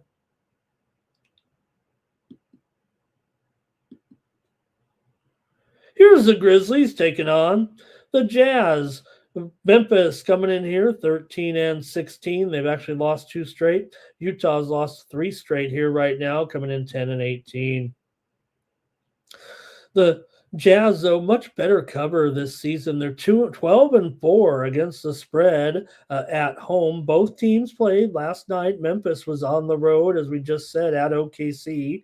Got blown out there in the end. They were hanging in there for a little bit in that game. Got outscored 35-30 in the fourth quarter there. They were almost covering, but Utah 12-4 against the spread at home, although just 13-11 against the spread as an underdog. That may, they're basically not a much better favorite, if you know what I mean, at home, but they are a dog here a little bit to Memphis. Memphis is 8-4 against the spread as a favorite, 7-8 against the spread on the road. The two teams met just 2 weeks ago or 11 days ago. Memphis won, Utah won on the road, 130-126 as a 7.5 point dog. Memphis is a strong under this season, going 4-11 to the under on the road, but Utah not only 12-4 against the spread at home, but 12-4 to the over at home as well. Let's see what you got here with the Grizzlies and the Jazz in this one. For Memphis here, they've gone over in 15 of the last 20 meetings between these two teams. It went over in that first meeting, even though it was 243, just like it is here. 256 points were scored in that game. And like I said, Utah is a big time over at home, but Memphis, their scoring is suppressed on the road, almost an opposite record, 4-11 to the under on the road. But again, the series is right. So you have Memphis, yes, hardcore under on the road, hardcore under this season. Utah, hardcore over on the road. Series history, 15 of the last 20 meetings over, including 3 straight meetings and the one this year. So maybe that could tilt the scales for you a little bit. Utah's 4-1 against the spread here in their last 5. Memphis has struggled covering in this matchup. Let's go to the chat all-stars in this one. Good one here. Sneaky good. Let's just say. I mean, these teams are obviously under 500, but closely rated game here tonight. Ja is questionable. Vince Williams questionable. Brandon Clark is still out. Mr. Wesker's favorite, Kevin Love, he's questionable for this one. All right, here we go with some picks. The Jazz for Andre. And, oops, the total's wrong there, huh? It's a college game maybe, huh? Don't be a smart, but we know it's 243. First time watching the show, Greg? All right. Andre did like the Jazz plus the points. Timmy says Grizz Jazz over. Timmy says he's got a double overtime, 180-172. That's awesome. That's awesome, Timmy. I'm going to bet on the overtime just because of that. Greg here likes, Greg likes Utah to win this one. Wrong team favored, Greg says. And think that's it from you guys in the chat here in this one, right? Hey, I gotta go over. It's going. I already heard it's going overtime, 180 to 172. Give me the over in this one with Memphis and Utah. Lakers, Suns, NBA action here for Tuesday night. Lakers coming in here 19-8. Phoenix still doing a good job, 15-13. They've dropped 3 of their last 4, however, including 116 loss to Golden State on the road, but they did get the money. They were playing a home and home against Golden State, and they covered both of them. They won the first one, 99-98 at home. These two teams just met back on December 14th, 116-114. The Lakers got the win as an underdog. Lakers, though, did lose to the Clippers in that game where they basically just took the game off. It felt like I was just totally wrong. Should have saw it coming. The odds makers were totally right in that game that the Clippers ended up, beating up on the Lakers for sure. But Phoenix here, 8-2 against the spread as a favorite. You might be wondering why the Suns are such a big favorite here, but this one will be missing Luka Doncic. He is out of this game with a leg contusion. So Austin Reeves upgraded here a little bit to questionable. They need him here, but doesn't feel like it's a great situation given the point spread. Hachimura is out of this game. Ayton is probable for the Lakers. Gabe Vincent still out. Grayson Allen is doubtful for the Suns here in this one. But again, whenever I don't know. I think just like the Clipper game, maybe I should wise up to it a little bit and just say, hey, if the Suns are favored here by 5.5, they're 8-2 against the spread as a favorite. Lakers, for their successes, and they are, 15-12 against the spread, 19-8 record, but they are 3-7 against the spread in their last 10 here overall. 10-6 against the spread on the road, 8-4 against the spread as an underdog. But Phoenix has actually held pretty good in this matchup, under in 4 of the last 5 meetings between these two teams.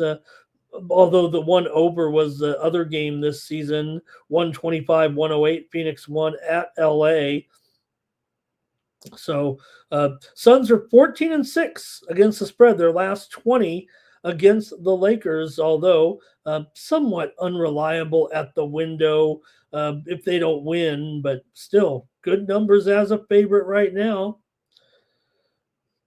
Suns are 3-7 to the under as a favorite, 4-10 to the under at home. Lakers 9-3 to the over as an underdog here. Let's go to the chat, man, and see what you got. I'm taking the Suns minus 5.5 in this one. Greg likes the Suns as well. Mr. Wesker's on the Suns.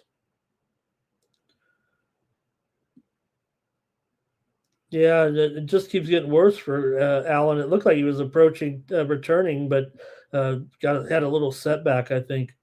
Lakers are a pathetic joke, says Mr. Weskers. The Lakers are 19-8 this year, one of the better records in the league so far this season, probably exceeding expectations, although their spread record wouldn't show that. They are a little bit overrated for sure. But again, a strong winning record. So I don't know what Mr. Weskers, he might not be watching many games. Brooks 3 threes for Timmy Tushu. Renee likes the Suns here, and Greg says the sun will shine forever. Yeah, I'm going to call you out on that, Greg. I think eventually that big orange star is going to explode and fizzle into. It's going to swallow up the universe. It's going to swallow up our universe and then disintegrate into a tiny little ash or a big ash. Mr. Westers is watching the games. All right. Maybe the Lakers are pathetic. They'll probably go on and lose the rest of their games this season. Right now, they're 19-8. All right. All right. For me in this one, I'm taking the Phoenix Suns. Mr. Westers convinced me. Take the Suns minus the points. All right. Here we go. You're right, Mr. Weskers. Here we go. Next one up. Here's the Magic taking on the Blazers here tonight. How about the Madge, huh? All the way back here, 16 and 13. They actually lost three of their last four. Portland's won three of their last four. They're 12 and 17. Man, they really came back. I thought they were going to come back. I guess I was so enamored by their comeback last night. I figured they'd cover the spread, but they did not in the loss at home to Detroit, 110 to 102. Portland still 13 and 5 against the spread as an underdog. The Magic haven't been a good cover. They are 8 and 12 against the spread as a favorite, 2 and 8 against the spread in their last 10, despite the fact that they are 13 and 7 straight up as a favorite. Usually they don't cover, but they're only favored by 2 here. These two teams are a combined 34 and 24 to the over. Portland's 8 and 4 to the over on the at home, and Orlando's 9 and 5 to the over at home. So these two teams kind of going over here. They've already met in their first game of the season. Orlando won at home, 115 to 112. They actually got the money in that one. They were favored by just 2.5. This total here, though, has been dipping a little bit. I'm showing maybe it's down to 233 in a few spots. Definitely moving lower here, despite, to me, what looks like, I don't know, it feels like more of a high-scoring game, if you ask me. The first meeting did go under, though. It went to 227, and the total was 234.5 in that one. For the Magic here, you got Franz Wagner, he's out of this game. De Silva questionable. Suggs questionable. For Portland here, Jeremy Grant is questionable as well. We can go to the chat and see what you guys think here in this one with Orlando on the road here. Taking on Portland. The under is 5 straight meetings between these two teams have gone under, like I said, including that last meeting. Orlando is just 1 and 8 right now against the spread in their last 9 games. The only cover was a win at home against Miami. Other than that, they are kind of in a rugged spot here if they're going to lay points on the road. Sure, they've won a couple of games here. They beat Utah on the road. This is the 4th game of the road trip, but again, got blown out by Golden State last night. Golden State was just having fun.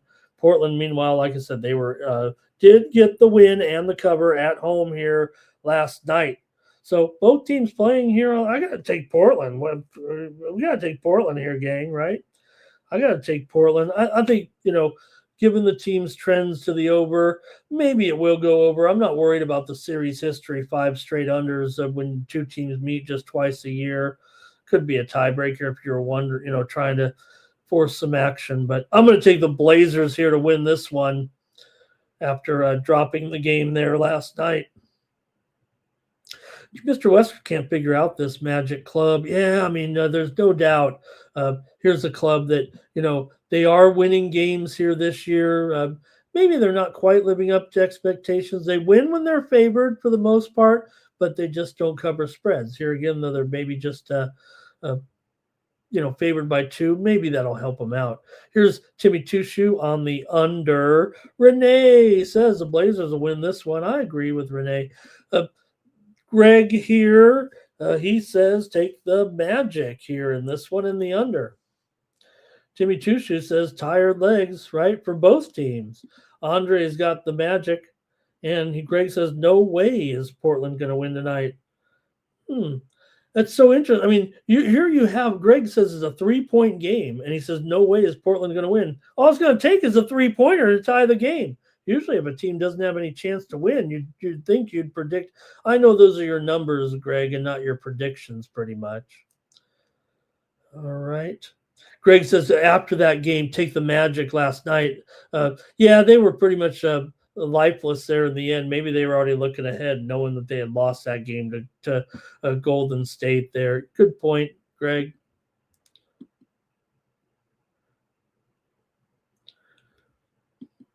We're down to our final 2 games of this massive card. It's only taken an hour to get this off here.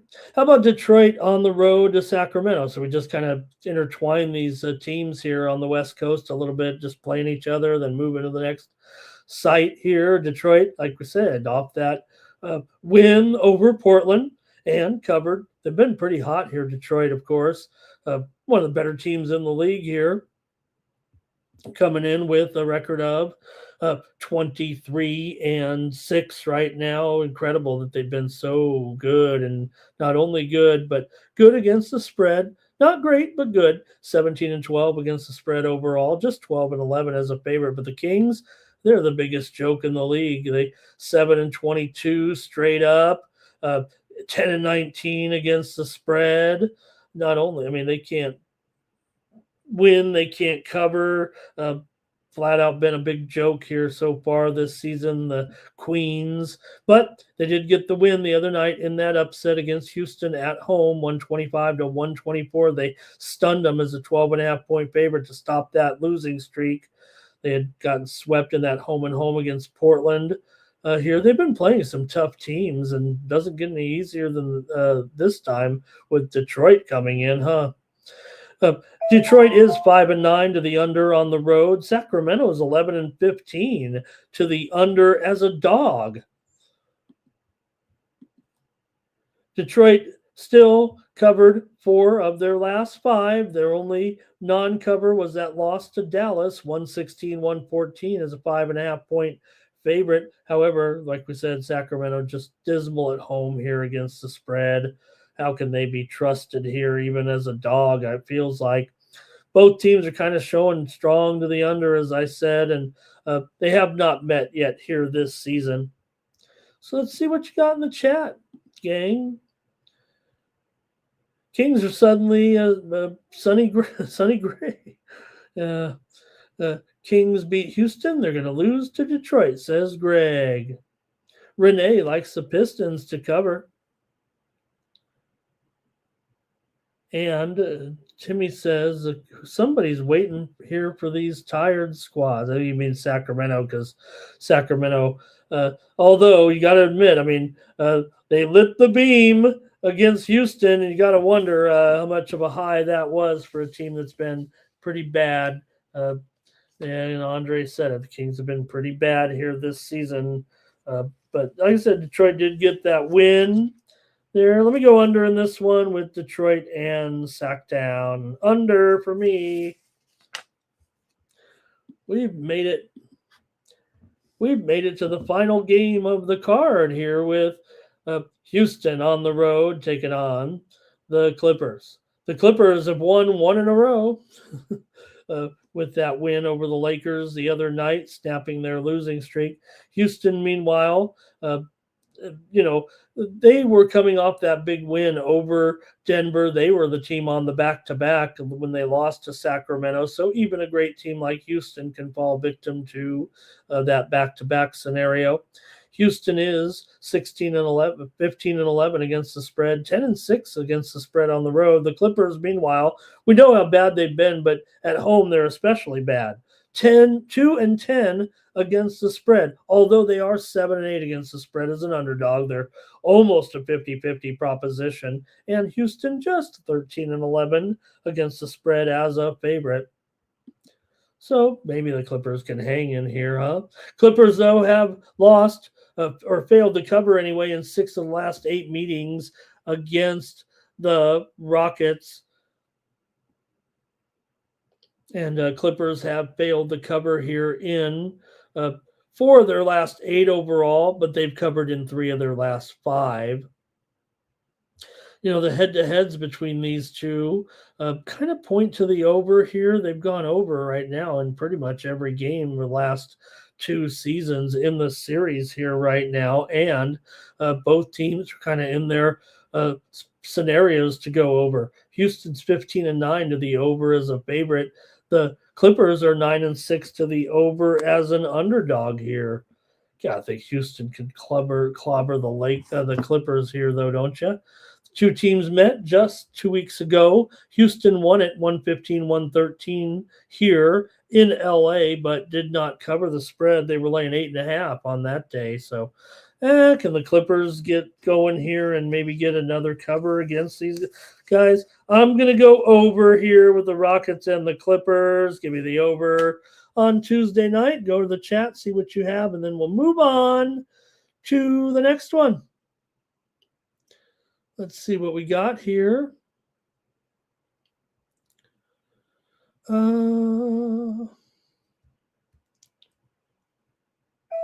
Hi, Mr. DJC in the chat. Nice to have you here. I try to come on before 3 a.m. Eastern and midnight Pacific time. That's the time we list anyway on the, or that's what time we like to get on there by. I try to come on a little earlier.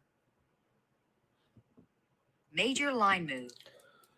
Boy, I'm seeing a big line move here right now here in the middle of the night. Both my services are saying that the total in the Chicago-Atlanta game is on the move here a little bit to the under. Could there be some personnel-related issues here, or is it just the sharps playing the numbers? I just mentioned, right, that I was willing to go over 254. Right now, we're seeing this game move here right now on night moves here at basically 4:40 in the morning Eastern time and 1:40 here in Las Vegas. This total, check your lines. I mean, this one is dropping rapidly here right now to 252, maybe even 251 and a half right here. A massive drop on the total in that other game, kind of ruining the broadcast here on the late game. I'm not really supposed to do that, but I just had to note that big move right now coming in on that one. We're also seeing another big move here come in on the under in the Bucks and the Pacers game. So definitely take note of some of these moves here right now.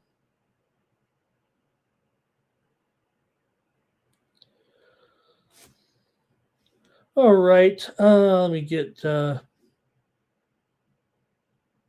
it here with you guys. Apologies here real quick.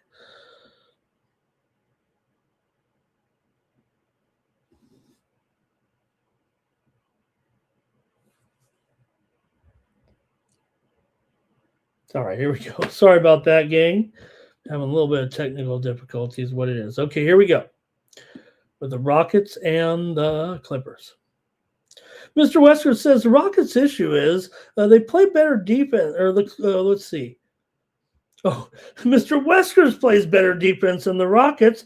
Kevin Durant is a pylon out there. Udoka doesn't do a good job emphasizing defense. Greg here says he likes the Rockets to roll in this one, and he leans to the under. All right. Harden's 4 threes here, says Timmy Tushu.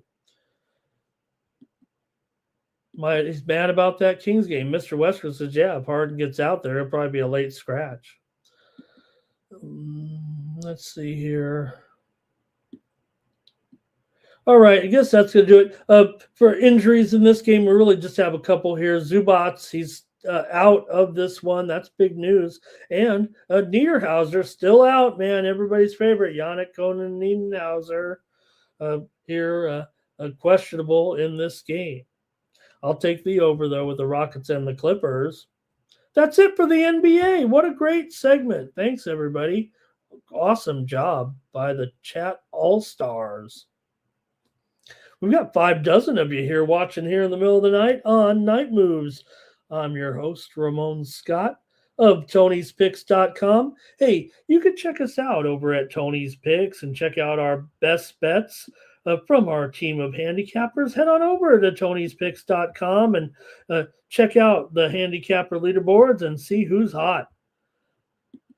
Check it out right now while we're here on the show in between segments and see who had a great night on Monday night. Alessandro Vegas Al came through with a nice night here. 4-1 for Vegas Al. His show precedes mine here every night. He's doing a great job there with the Tony's Picks Look Ahead show. Also, Solo 3-1 and Rod with 4 wins there. Great job by the crew. Over the last week, you got Mr. Higgs basically coming in at 70%.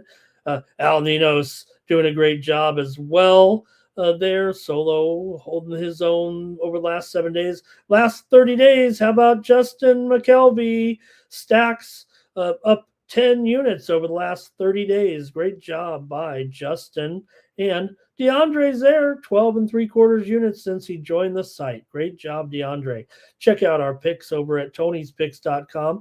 You can click on the All Cappers tab, scroll down, find the handicapper of your choice, click on their handicapper profile page, and that's how you get signed up. Check me out over at Tony'sPicks.com. I've had some finished up 30 units in the MLB, and I did have a winner in college football yesterday here on the site. And over the last 30 days, up nearly 5 units in college football, staying afloat here of soccer and NBA this week. Check me out over at Tony'sPicks.com. Use the promo code TonyT at checkout. That'll save you 15% off all premium pick packages, including mine here on Tuesday. Have a little bit of action in college basketball, but we'll be loaded up for sure here with some plays in the NBA and NHL on Tuesday night with this big card. I've avoided some premiums here this season. I've been focusing on my props and college basketball, but pretty big schedule. Probably going to come in with some plays here on the premium side on Tuesday night. Thanks a lot for listening. Let's continue on here with our segment here on the Tony's Picks YouTube channel, the 50,000 subscriber juggernaut. We're going to go next to some college basketball. You better believe it. And someone was talking FAU basketball earlier tonight. That just happens to be our first game to preview here. There is some early starts. I'm passing on them here on the show, get a little shelf life out of these videos. But yeah, we do have some early starts, a couple of noon starts here tomorrow as well with Binghamton and Army, Green Bay and Campbell. Also, Bellarmine, DeAndre's favorite, taking on Kentucky. But let's go here with FAU. They're taking on Central Florida, an all-Florida battle here on Tuesday. This one's at 2 Eastern and 11 Pacific. We've got plenty of daytime action here. FAU coming in 8-4. UCF coming in here 10-1 in this one. This one's at the State Farm Field House here between these two.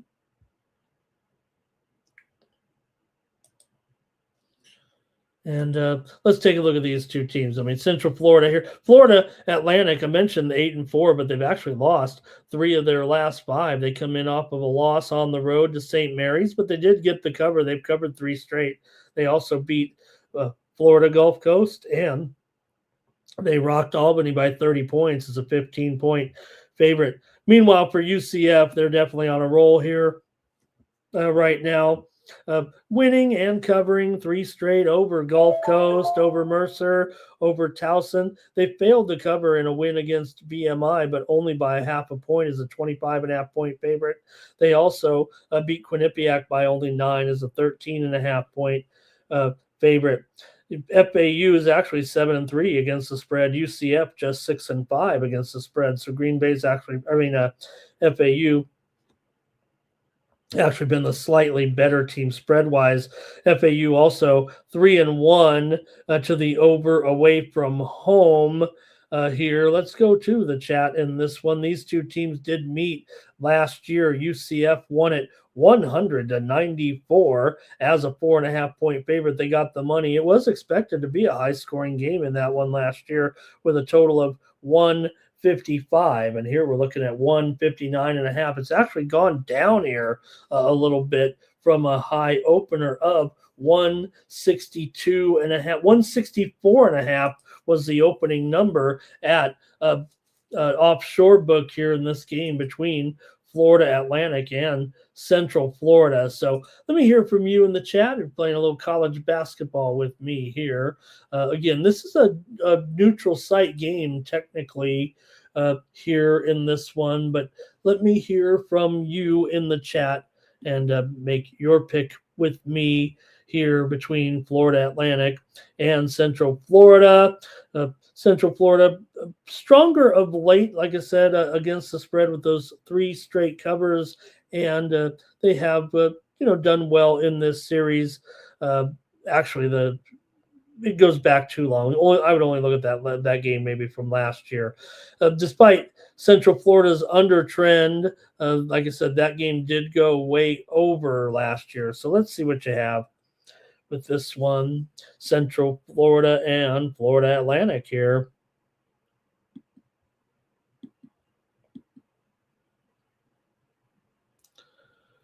All right. Mr. Weskers, don't remind me. We're not even close to being done here on Night Moves. We got the huge NHL card still to come. Moments away, 13 games on the ice. Get ready. All right, Mr. Wesker's going to go to the Magic 8 ball here. You know me, I'll use the money line dice if I need to make a pick. You got spread, away, over, under there. Maybe I can roll the dice a little bit if we need a desperation pick and I can't get one out. Okay, here we go. Greg here says he likes Central Florida in this one and the over. Hey, I want to say hello to Haiti Way. I'm sure it's got to be Haiti Way, right? It looks like the word Haiti in there with way. And thank you, Haiti Way. Nice to see you. I think Andre likes Florida Atlantic and the points and the over. And Greg says, I'm going to take UCF and lay it here. Mr. Wesker says, this game is going to stay close. All right. Mr. All right. And Timmy Chushu. Hey, we're going to good. Thank you, Timmy Chushu, with that pick there in the chat on the Kentucky game. I'm going under here in this one with Florida Atlantic and Central Florida. Give me the under here with this matchup.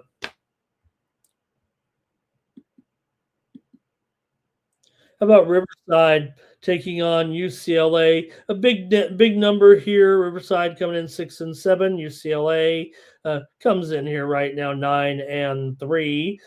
Bruins have won 2 straight coming in with wins over Cal Poly and ASU. They didn't cover against Cal Poly, laying 24.5, and maybe could compare it to this game. Riverside 6-2 against the spread as an underdog. UCLA is just 5-7 against the spread overall. UCLA 3-6 to the under at home so far this season, although Riverside is 7-4 to the over so far. Still big number here between these two, with Riverside coming in to take on the Bruins at 4 p.m. Eastern, 1 Pacific. Riverside's covered 6 of their last 7 actually coming in. Maybe 5 of their last 7. One was a borderline cover game. They did lose to BYU by 47 points a couple of nights ago. The Riverside also lost at St. Thomas on the road. They covered, though, getting 14.5 in a 14-point loss. Both teams are kind of on over runs here or a little bit of over action here of late. UCLA has gone over in 3 straight. Teams met 2 years ago. It was 66-65. UCLA won at home. Maybe a little different product back then for UCLA, although it hasn't been totally dreadful. But that Cal Poly, that Riverside team, that was I'll just say it was interesting to say the least.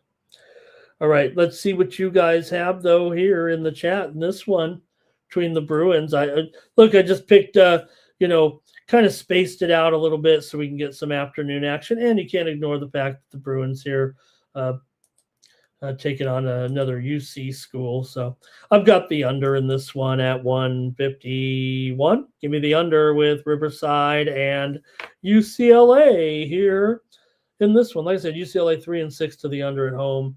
And in comparison, right? So it did go over there in that last game with Cal Poly way over 108 to 87. But Cal Poly has turned to, they used to be a slow team. Now they're a fast team. All right, here we go with UCLA for Mr. Weskers. Andre says UCLA. And yeah, you're right, Mr. Weskers. Man, they're going to have 4 inches of rain in LA. They even postponed the Santa Anita opening day. That rare. That was, don't expect that. Greg here. Oh, he likes Riverside. Timmy's going to take Riverside as well. I'll take the under. All right, I got one more here. We got to get to hockey, but I got Villanova taking on Seton Hall. This is the game of the day in college basketball by far. You got Villanova coming in here into this one, 9-2. The Hall is 11-1 on a big winning streak here. Villanova's won 2 in a row following a loss, that big loss to Michigan, but Villanova 3-1 against the spread on the road, 8-3 against the spread overall. Seton Hall 8-4 against the spread overall, but just 3-4 against the spread at home. So Villanova gets the money on the road.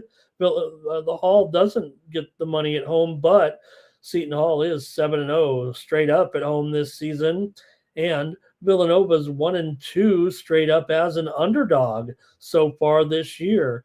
The two teams met in the postseason here in the conference tournament last year, 67-65. Villanova got that win. They also won 2 regular season meetings, 79-67 and 59-54, going 2-1 against the spread. Seton Hall covered at home as an underdog last year. Now they're favored this time around. They were getting 8 from last year's Villanova team. Villanova's pretty hot right now with this winning streak. And Villanova, like I said, they've kind of dominated this series and they continue to cover. Like I said, it just was that one game last year, pretty much that they didn't. Recent meetings between the two have been very low totals and always seem to find a way to go over, although the game at Seton Hall last year wasn't under, just 59-54. Villanova got that win. Like I said, that's the one that Seton Hall was able to cover as an underdog.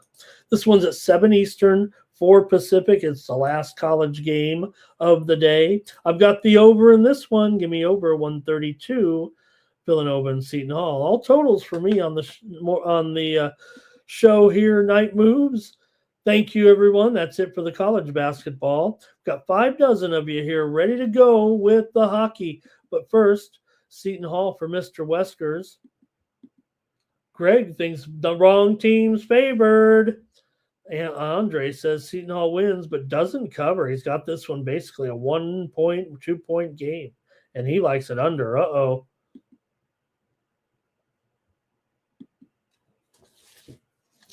All right, fam, we're going to go now to a massive hockey card. If you like hockey, this segment's for you. And then they'll take some time off, I believe, as well. Let's get to this hockey card. Happy holidays, everybody. Merry Christmas here. Like I said, I'll be here on Christmas morning, 3 a.m. Eastern, midnight Pacific or so, a little before that here. So spend your early, wrap those gifts for the little ones and listen to me here when you put the kids down and Santa's ready to roll in.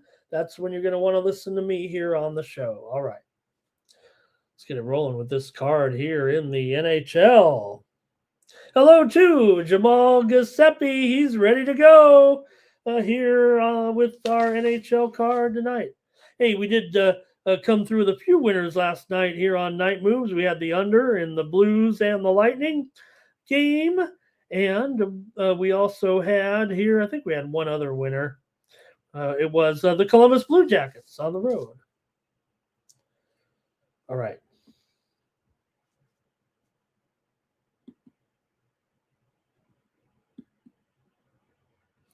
Pittsburgh Penguins and Toronto Maple Leafs, two teams kind of struggling to find wins here right now, although Pittsburgh did win last time out over Montreal 4-3, but they've been struggling here. Even that was a bit of a struggle. They were in revenge at home in that one after a 4-0 loss at Montreal. They came back to get the win 4-3, but it wasn't easy. That's for sure. Toronto, meanwhile, they've lost 3 straight. They're not playing very well either here of late. Although Toronto is 10-5 at home this season.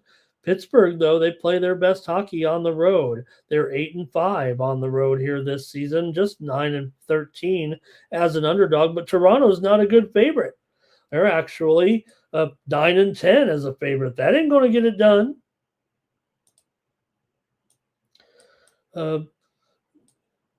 Let's see here. Yeah, $1.35. Man, this one's it seems like maybe the move has been on uh, uh, Pittsburgh here for the most part coming in, but let's see what you have here with these two. You got a Toronto team that's 12-8 to the over at home, but Pittsburgh's 7-10 to the over on the road. However, Pittsburgh 13-9 to the over as an underdog, and Toronto is 13-6 to the over as a favorite. That always catches my interest when I see those type of trends. Pittsburgh's lost 8 of their last 9. They've also lost 6 of the last 7 meetings to Toronto here. The two teams have met already twice this season.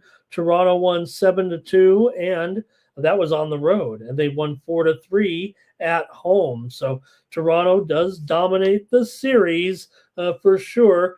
Look, this total here, is it 6/25, 6/20 there? All right. I'll take the Leafs here in this one at home over Pittsburgh. Like I said, I think that the series dominance, I think, for me, is what's going to put me over the top here in this one. But I don't know. The series has gone over in 4 of the last 5. We'll see. We'll see about that. Yeah, like I said, this type of situation maybe favors the over here. So let me just take Toronto since I seem confused on the total. All right. Greg likes Pittsburgh to win. Hello to Stop Geo in the chat. Jamal's here. He's got the under in this one. And Andre says Leafs and over here in this one. Yeah, Toronto's been an over team for the most part. Like I said, as a favorite at home and overall. So, all right. And Timmy Fading Skinner here likes the team total over. And Timothy Hawk is here today. We're in the hockey. Timothy's here. You know it. He likes the Leafs with me.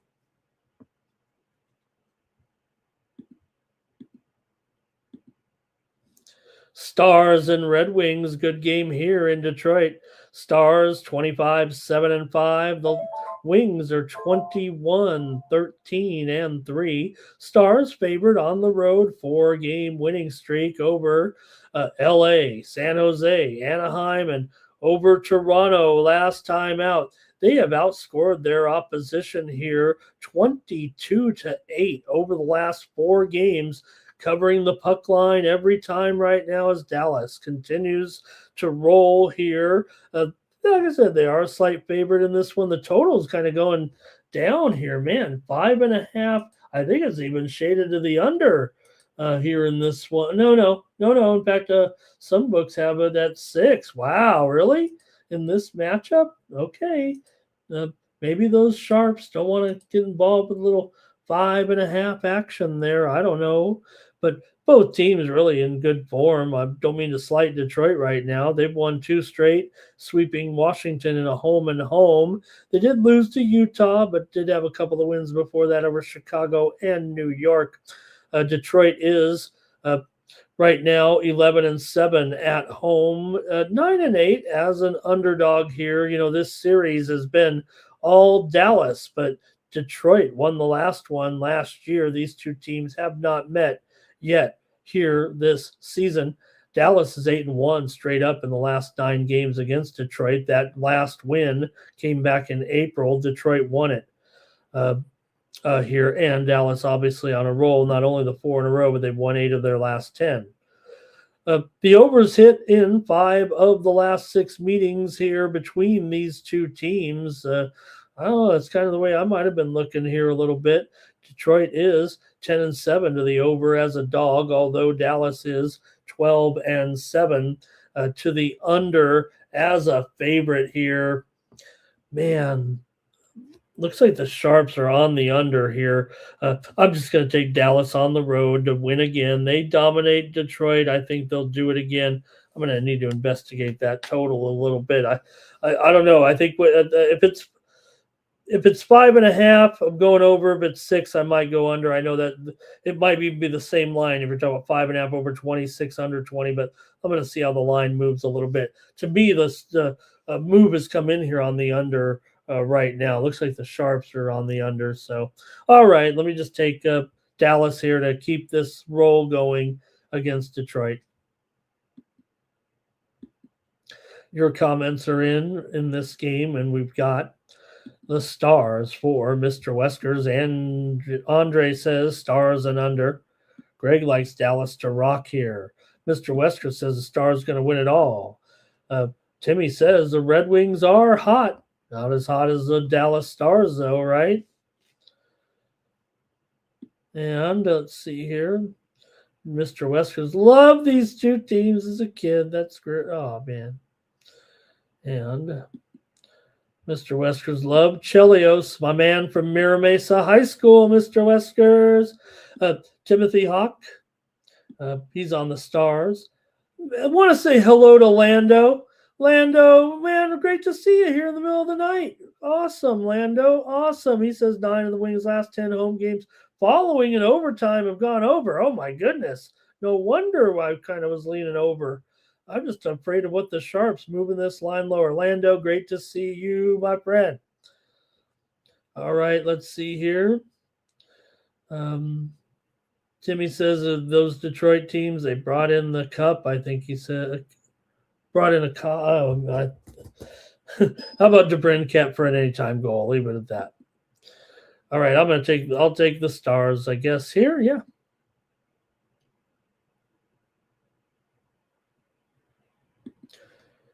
All right, Rangers and Caps here. Rangers on the road. You know what that means? Rangers are 18-16-4. The Caps are 19-12-5. Rangers have won 2 of their last 3 games coming in. Washington, meanwhile, a 2-game losing streak right now. Washington lost back-to-back games to Detroit here. Not playing too great. They played well in that game against Detroit, but ended up losing the game there, I believe, in overtime. Yep, in overtime in that one. For the Rangers here, they did lose to Nashville on the road, so maybe that little streak is kind of evening itself out. But before that, they beat St. Louis. They beat Philadelphia, although they were close games. The Rangers still hold a 13-6 record on the road. Washington 11-6 at home. Washington's 15-9 as a favorite this season. You know, we got, when you're talking Rangers hockey here, 13-25 to the under. Nearly 2/3 of their games have gone under, but usually it's at home where they go under the most. On the road, they're just 9-11 to the under. But they are taking on a Washington team 8-11 to the under at home here. So maybe you can weigh it out and decide for yourself a little bit on those trends kind of with this matchup. But still, the Rangers here, both teams trending under with also, I believe, 9 of the last 12 meetings between the two teams have gone under. Washington is 14-5 at home against the Rangers, but still $1.65 when we're supposed to be looking at these Ranger games on the road here. I don't think I can get away from it. Even with this game on the road here, probably look to the Rangers here, but let me take the under in this one. This has to be a hardcore under, I think, and I will take it here. Thompson looks to be in there, so we'll see on the starting goalies here for Tuesday, but I'm going to take the under in this one.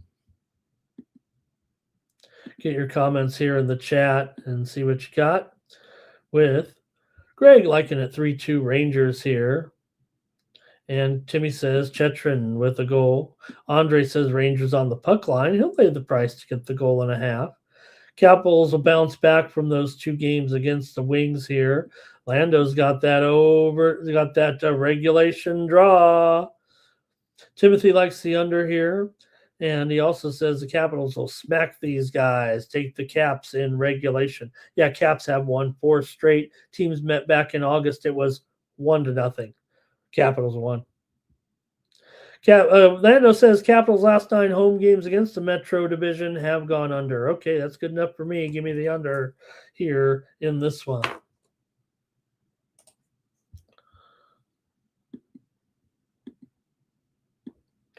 Panthers and Hurricanes here in this one. Hey, it's easy to get these confused, right? Because you might want to say Carolina Hurricanes. You might want to say Carolina Panthers. The Florida Panthers on the road here. 19-14-2. Carolina 22-10-3. But Carolina's lost a couple in a row here to Florida and Tampa. That Florida game was at Florida. 4-3 they lost, but they're back at home now to get a little revenge, maybe. Florida, meanwhile, after they beat Carolina, lost at home to St. Louis. Hey, we had St. Louis in that one, in that 6-2 victory.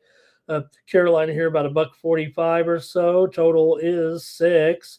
Florida comes in here 5-2, straight up as an underdog this season. But Carolina's, pretty much favored in every game. I think they've been an underdog 4 times so far this year. So these 2 teams, Florida's won the last 4 meetings, including just 4 nights ago, as I mentioned, in that 4-3 game. So what do you think here with Florida and Carolina here on Tuesday night? Florida, like I said, 4 straight, 5 of the last 6 games they've beaten Carolina here right now. And Florida's pretty strong on the road. Like I said, here as an underdog, good as an underdog here. Carolina's gone under in 6 of their last 7, for 5 of their last 7, I think, at home. Although, let me see.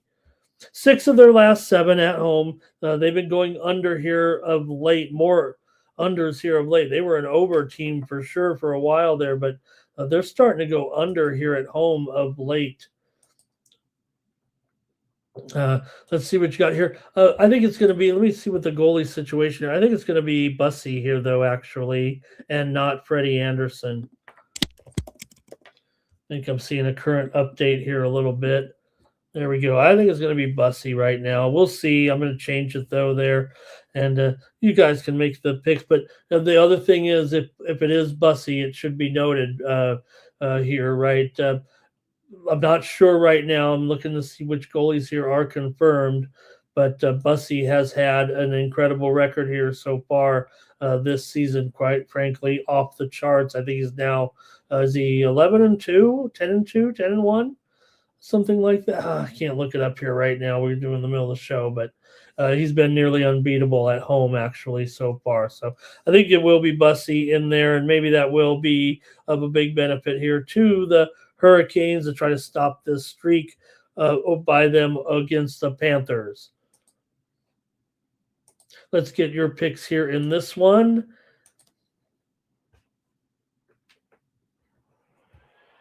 Here we go with the chat. Timothy Hawk likes the Hurricanes. Mr. Wesker says the Panthers are the champs. Indeed they are. Hurricanes puck line and regulation here. They get the bounce back after blowing it last time out against Florida, says Lando. Timmy likes Bennett for an anytime goal. Jamal likes the Hurricanes here as well. You guys are on these Hurricanes here big time. I might have to go with you guys in the chat if you guys like them here that much, man. Look, I'm on Florida. I've got a futures ticket on Florida, figuring that, yeah, I know they have some long-term injuries here. And Greg says take the Panthers. Greg's usually a revenge guy, but he says Florida this time. And look, I'm not in love with the price, but I'm going to agree with you guys, even at $1.50 or so. I'm going to take the Hurricanes in this one. Listen to the chat all-stars, and I will. Mr. Wesker said the Hurricanes, yeah, they had their opportunity last year. But hey, they're making the most of it right now. They're definitely got a great record here currently. The Devils are on the road taking on the Islanders here. Good one here with the Devils 20-15-1. The Isles are 19-13-4 coming into this one. You got an Islanders team here, 14-9. Oops, where's the line? Can't talk about the Islanders being an underdog if you don't list the price. Got $1.25 here, 6 under 15. Steam play. Looks like the producer was asleep there. All right, there you go. So the Islanders are 14-9 as an underdog so far this season, 10-7 at home this season. Devils just 10-10 as a favorite here this season. These two teams met in November. The Islanders won it on the road, 3-2. Could consider it revenge, or maybe the Islanders just got their number a little bit. Now, these two teams do trend a little bit under for sure. The Islanders are 8-15 to the under as a dog, and the Devils are 8-12 to the under as a favorite. These two teams definitely having some unders for sure. Both teams are on strong under runs, and 4 of the last 6 meetings between these two teams have gone under. Islanders here at home actually have been winning several games here of late, and are they had won. I think they'd won 5 straight at home before they lost that game to Vancouver. I'd have to look that. I'd have to check it out. But head to head here, though, they are kind of a 50-50 split, despite the fact that the Islanders won the last one. Last season, it was the Devils that actually had kind of won the season series, I believe. So in this one here with the Islanders at home, let me hear from you guys first. Then I'll make my pick in this one. With the Devils taking on the Isles here tonight. I think it's Markstrom and Rittich. That's who I've got listed here anyway. Here we go. Mr. Weskers likes the Devils in this one. And Andre likes the Isles. Greg says Devils. Orlando's leaning to the Devils too. Oh, he says that the Islanders are basically on the no bet list. Andre likes the under here. Yeah, I'm thinking the same kind of.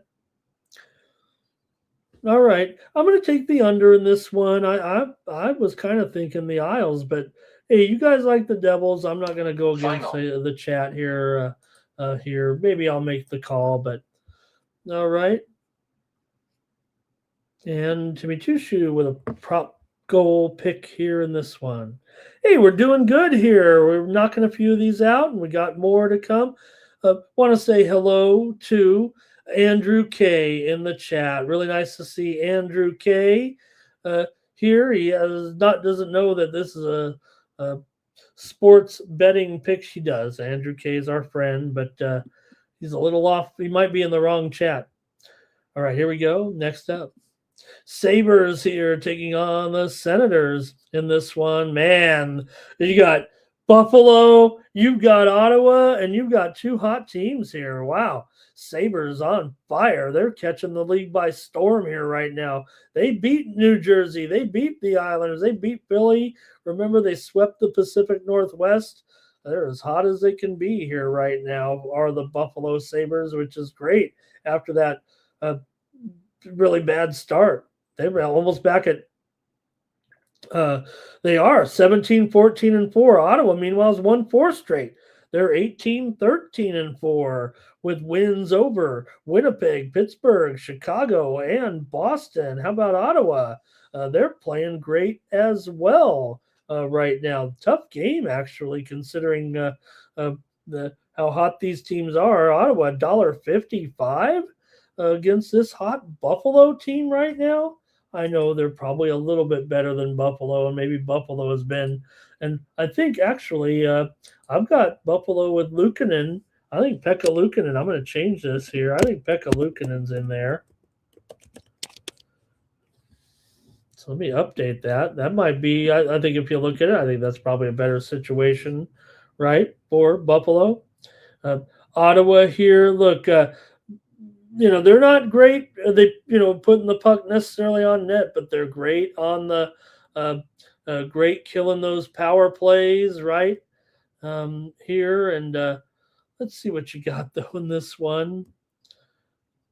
Ottawa 21-14 to the over, 15-10 to the over as a favorite. Although Buffalo 8-12 to the under as a dog. Sabres have won 5 straight meetings between the two teams, and uh, 6 of the last 8 meetings between these two teams here in Ottawa have gone under. The teams met once this season. It was 8-4. Buffalo, though, won at home. I'm going to take Buffalo again here. I'm taking Buffalo as a dog in this one. They're so hot. Ottawa's hot too, but I'm going to try Buffalo at this price. And now that I think Luukkonen is going to be in there, so give me Buffalo here on the road in this one. Let's see what we got here. Timmy Tushu likes the under, I think, here in this one. And look at Lando, though, says the underdogs have won 6 straight in this series. All right, I'm on Buffalo. Andrew, we only talk stocks and crypto here. Greg says Buffalo to keep rolling. Timmy says he thinks I'd be on the over here in this one. Yeah, I think I'm holding off just a little bit on this one, Timmy. I'm going to go with the side. Yeah. Andre says Sabres and under. And Orlando says you got Luukkonen in there. He's going on the over now.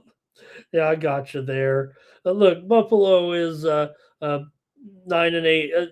They've kind of trended over. It seems like here of late, but like I said, the series is an under series. So, all right, maybe it'll go overtime, says Greg. Let's go to another rivalry game now here with the Canadiens on the road against the Bruins with the hot young rookie Fowler. I say hot young, maybe he's had some inconsistency here now that he's kind of settled in as the number one goalie for Montreal. I think that's certain here. But for Fowler right now, they'll turn to the 21-year-old comes in. Look, a 2.49 goals against, 91.5% save percentage, 2-1-1 record. I don't think anybody's too upset with that. And he did get the shutout over Pittsburgh last time out for Fowler. Montreal 19-12-5. They've won 2 of 3. Boston's lost 3 straight. They're 20-16-1 coming in. They lost to Edmonton, Vancouver, and Ottawa here all at home so far. Montreal, meanwhile, did lose at Pittsburgh after that Fowler shutout. They lost 4-3 when they went and played them the next time. It was in a shootout. Montreal, terrific on the road, 9-3 here, but Boston 12-7 at home, to be fair. And Montreal 13-6 to the over as an underdog, 10-6 to the over on the road. Boston slightly leans over as well. For the Habs here, they've lost 9 straight games at Boston right now. So one-sided series for sure when here, although Montreal did win the last time, or they won. Boston won here in won at Montreal 3-2 back in November. So just a one-sided series here right now, no matter how you look at it. Canadians have just not played well here. The road games for Montreal and Boston are more high scoring. I say the road games. The games in Boston are a little bit more high scoring when these two teams have met. And, quite frankly, you have two teams here that are big time over teams that are combined 43 and 30 to the over this season. So I'm going to take the over here in this one. That you got to respect that Boston home ice advantage against Montreal, though. 9 straight and basically a pick'em game here. Let's see what you got in the chat in this one. Here we go. Mr. Wesker says, take the Bruins. You got to fade those Canadian teams right now. And Bruins' last 6 games versus the Canadians after a home loss have gone under. So it's kind of interesting there, right? When you think about how the series history goes too, because the Bruins usually win those games. So could we see this one be, somewhere in the lines of 3-2, 3-1 Boston, 3-2 Boston for Greg, Boston and under for Andre, Boston team total over for Timmy. Timmy says that's it for Fowler. He'll be toast tonight. The Bruins were embarrassed at home in that game. I think he's talking about the game against Ottawa, or no, maybe just in general.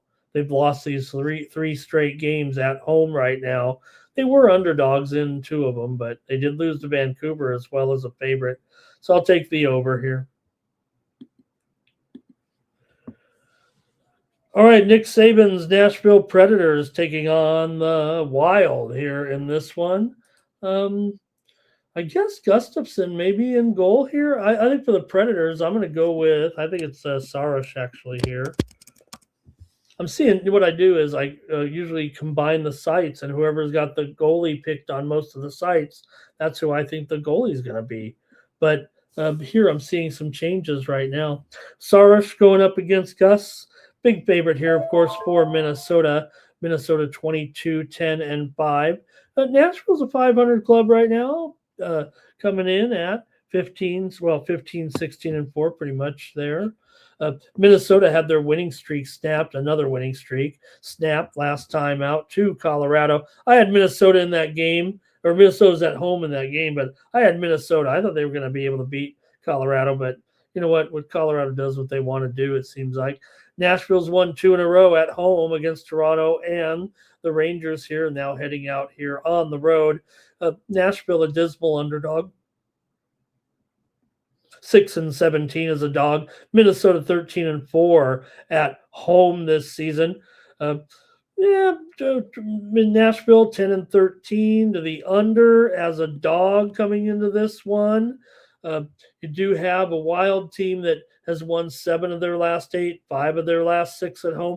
11 of the last 15 meetings between these two teams have gone over. So, yeah, maybe the teams do trend to the under. They did just meet back here in November, or on November the 4th, and it was 4-1, or I'm sorry, 3-2 in favor of Minnesota in overtime in that one. But let's see what you have here with Nashville and Minnesota here in this one.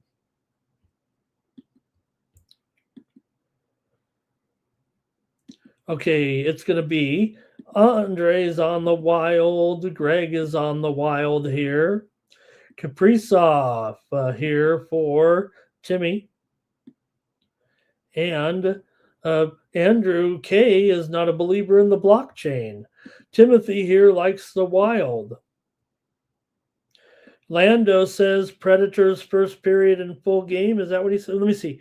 And over here. The last 6 games following a win have gone over. So I think maybe he's saying over first period and over full game. Wild says they'll rip Nashville. Wild to rip Nashville says Timmy Two Shoes in this one. Okay. All right. Yeah, man, Minnesota sure does own this series, and Nashville can be up and down. Nashville 11-12 as a puck line underdog. That's not great, really, is it? If you think about it, Minnesota 8-11 is a puck line favorite. That's not awful. I'm going to take the Wild here on the puck line to roll this one. Give me Minnesota here to crush the Predators here.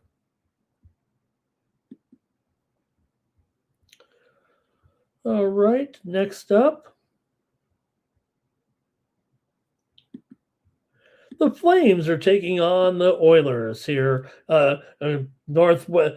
Talk about a rivalry battle here in this one, the Battle of Alberta with the Flames and the Oilers. Calgary 15, 17, and 4. Edmonton comes in 18, 13, and 6 right now. Calgary winners of 2 straight with wins over Seattle and VGK at home. And they head on up to Edmonton here. Edmonton coming in off a 4-3 win at home over Vegas. They've won 3 of their last 4. Both teams have won 3 of their last 4 right now. You got Edmonton here, 9-3 at home. We know Calgary on the road is not great, 6-12 straight up. This is kind of where they've struggled as road dogs here. They're definitely winners at home this season, but not so much on the road. Oilers are 11-4 in the last 15 meetings against Calgary. Both teams have kind of been going over recently, especially Edmonton's home games here. They're 11-4 to the over here at home. Calgary 14-6 to the over on the road, 17-10 to the over as a dog. I think I'm going to take the over in this one. I look, Edmonton's got pretty good handle on this series, although Calgary won I think it was the only meeting so far this season, 4-3 at Edmonton. I'm going to take the over in this one between these two for sure. These guys are hardcore overs right now, combining to go 45 and 28 to the over this season. Calgary's been going over here of late as well in 3 straight games. Go to the chat in this one, see if anybody likes this game here with the Flames taking on the Oilers. Oilers puck line for Andrew. Timmy says he's got McDavid for an anytime goal, first goal scorer, and to get 2 points. And Draisaitl will get 2 points as well. Saw McDavid get that goal there in that last one, huh? I'll take the over here with these two. We're almost home, gang. Flyers and Blackhawks here. 9:07 Eastern, 6:07 Pacific. Flyers favored on the road. They're 18-10-7. Chicago just 13-16-6 as the woes continue for the Blackhawks. They just lost 6-4 at Ottawa. They got blown out at Montreal. Lost at Toronto. They've been getting beat up pretty bad here right now and struggling. 2-7-1. In their last 10 games overall. Meanwhile, Philly here, 8-2 is a favorite this season. Here they are, favored a little modest price on the road against this struggling Blackhawks team. Blackhawks did win the last meeting here last March, 7-4, but first meeting of the season between these two teams. Flyers have won 9 of the last 13 meetings between these two teams, and the Hawks, like I said, with this 5-game losing streak. Chicago's gone under in 5 of their last 6 games overall. Philly's gone over in 9 of 15 on the road here, but I'm going to take the Flyers to keep it going here right now with Chicago's struggles. I'll take Philly on the road as a small favorite over the Blackhawks in this one. I think it's Urson and Knight. I know the Sharps are going to be on the Blackhawks here, but I don't think I can do it. Here we go with Timothy here is on the Flyers. Timothy Hawk. Timothy Two Shoes says, if the Hawks are on the losing streak, give me the Hawks here. Andre says, over and Philly on the puck line.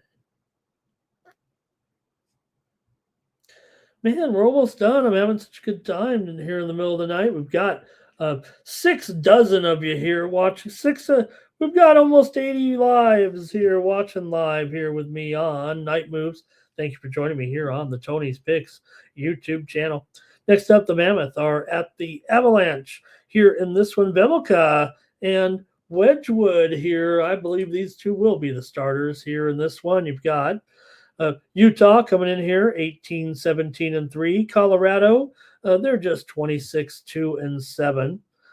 So we know how it's been going here for Colorado. What a run, huh? They're back to their winning ways, taking on all comers and covering puck lines too.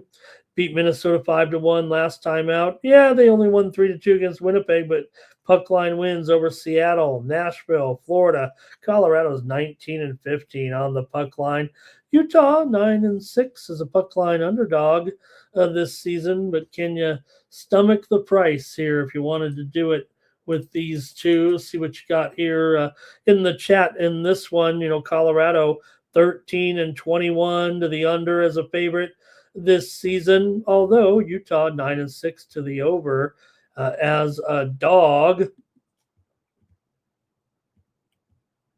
For the Mammoth here, they have gone under in 6 of the last 7 meetings between these two teams in Colorado. This franchise, anyway, that does date back to, I think, one series, 1 year there, some of the games when they were in Arizona. But man, the Avalanche right now, basically a 10-game winning streak at home, 5 straight wins overall right now. You willing to do it again here with Colorado? Just lay another puck line like it's nobody's business. Seem to do what they want. This series, actually, Utah has one of the 2 wins against they won 4-3 over Colorado in overtime this season at home. See what you got here in this one in the chat. With Timothy Hawk likes the Avalanche on the puck line here once again. And you look at the puck line here in this one, they are even money. I mean, why wouldn't you just try it, huh? Jermaine, hello, nice to see you. Here is Lando, Abs team total over. Jermaine says like 2.5 with these guys. They're doing so well. Andre says they're so hot. He's going to take a shot. They're too hot. He's going to take a Utah here, big line there. Mr. Wesker says a 2.5. That team is hot. Here is Andre says only even money for that Avs puck line. I want to say hello and welcome to the King of Cali. He says go under in this one. Okay, King of Cali, nice. I mean, I don't know if I can. King of Cali here, who has made a couple of appearances. I'm going to go with King of Cali. I mean, come on. Comes in here, makes a pick. I'm going with it. King of Cali going under here. I'm going under. This is a pretty much an under series. I know the last one was 4-3, but Timmy Tushu is going to go over. You guys, we're getting to the end here. Believe it or not. What a show, huh? San Jose taking on the Golden Knights here in Las Vegas. Vegas here, a 260 favorite. Total 6.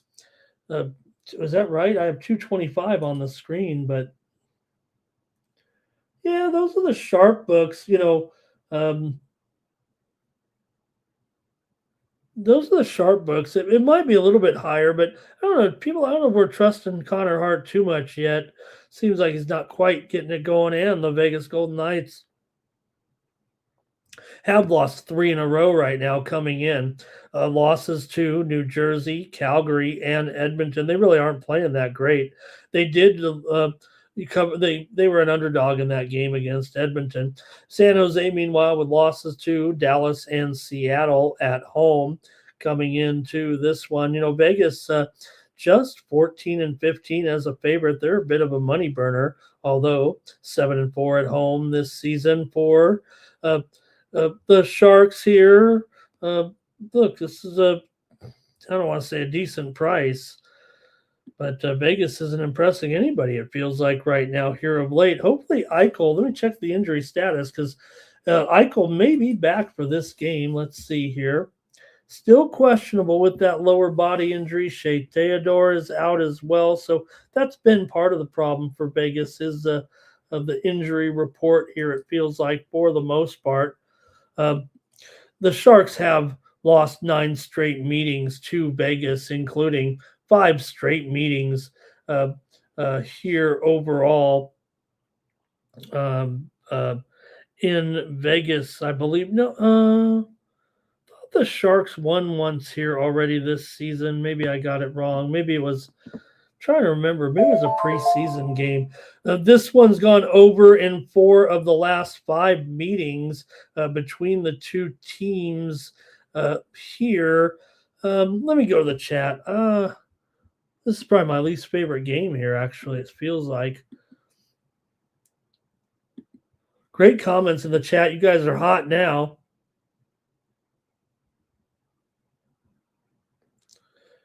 Okay, let me see here. Don't fade the Sharks, says Mr. Weskers. Sharks puck line for Andrew. Over or Sharks money line for King of Cali because of the Vegas here. Yeah, I mean, well they are. It's not terrible. You'd expect Vegas to be a little bit better at home. It doesn't seem like the record really is all that bad here. Yeah, look, I mean, everybody knows Vegas is the king of the overtime. That's what the deal is. They don't win in regulation at home, right? They're 7-4-5. It sounds like a bad soccer team. Andre says, sprinkle it on the Sharks money line. Vegas hasn't covered the puck line in 12 straight home games right now. They're 5-24 on the puck line this season, but they do own this series. Sharks puck line for Jermaine. And King of Cali says only minus 225. Yeah, King of Cali, you know what? That's the circa line. I think most of the other books are at least 240 or higher. Timothy says go with the under in this game. The Sharks are the under team, right? Vegas is kind of the over team, but like I said, the head-to-head has kind of been over. It was 4-3 in each of the previous 2 meetings, I think, here this season that Vegas won. All right. Sharks money line, you know it, for Mr. Weskers. He's taking his Sharks. Andre says parlay the Sharks of the Kraken to the Utah and the Sabres. Lando says take those Sharks and just lay a little bit there. And Andre says Vegas not as good as they used to be. You're probably right, but they've had some injuries as well. And Jermaine, what is he? Oh, he's going. Let's see. I think he's on the basketball segment. Alrighty, I think that's gonna. I guess that's gonna do it for me here in this one. I might have to roll the dice. You guys really got me thinking here, and man, I agree with you guys on this. I'm going to take that Sharks money line. I think that was a great trend there that you guys had. I'll take the Sharks at minus $1.30 there. King of Cali, thank you so much. You're the ones doing the great work in here. And San Jose, he's going to take Chernisov for an anytime goal there. We've got one more game, and then, man, I need I don't know. It's 2:40 in the morning here in Vegas. I might need a donut run. I might need to go to Pink Box here. All right, let's look at it here with the Kraken taking on the Kings. Looks like Phoenix Copley in here for the Kings right now as their goaltending issue. The injuries continue here right now. Joey Decord for the Kraken. You got another big number here, of course, with the Kings, 15, 11, and 9. They haven't been great. It's the Kraken that have won 2 straight wins over Anaheim and San Jose here. They're on the 4th game of this West Coast road trip up and down here. LA lost to Columbus last night. We were on Columbus here, right, on the show. We took the dog last night. So, man, LA with those struggles for sure. They've gone under in a bunch of games in a row, too. They're 4-11 to the under at home right now. Seattle, yeah, they do trend a little bit over on the road, but you think these Kings right now with their scoring woes a little bit, right? They never get over 2 goals a game. That's their problem, are the Kings. They cannot score. here, basically averaging 1.67 goals per game in the last 5 games. How are they going to score enough goals to win on a puck line, much less an outright win here, right? In this one, Andre says the Kings are good at home. King of Cali says, I like that. I'm a sprinkles guy, so I have to get that blue frosting with the sprinkles on it, but that's what I like is my favorite there. Andrew says the Kings are terrible at home. Let's see here.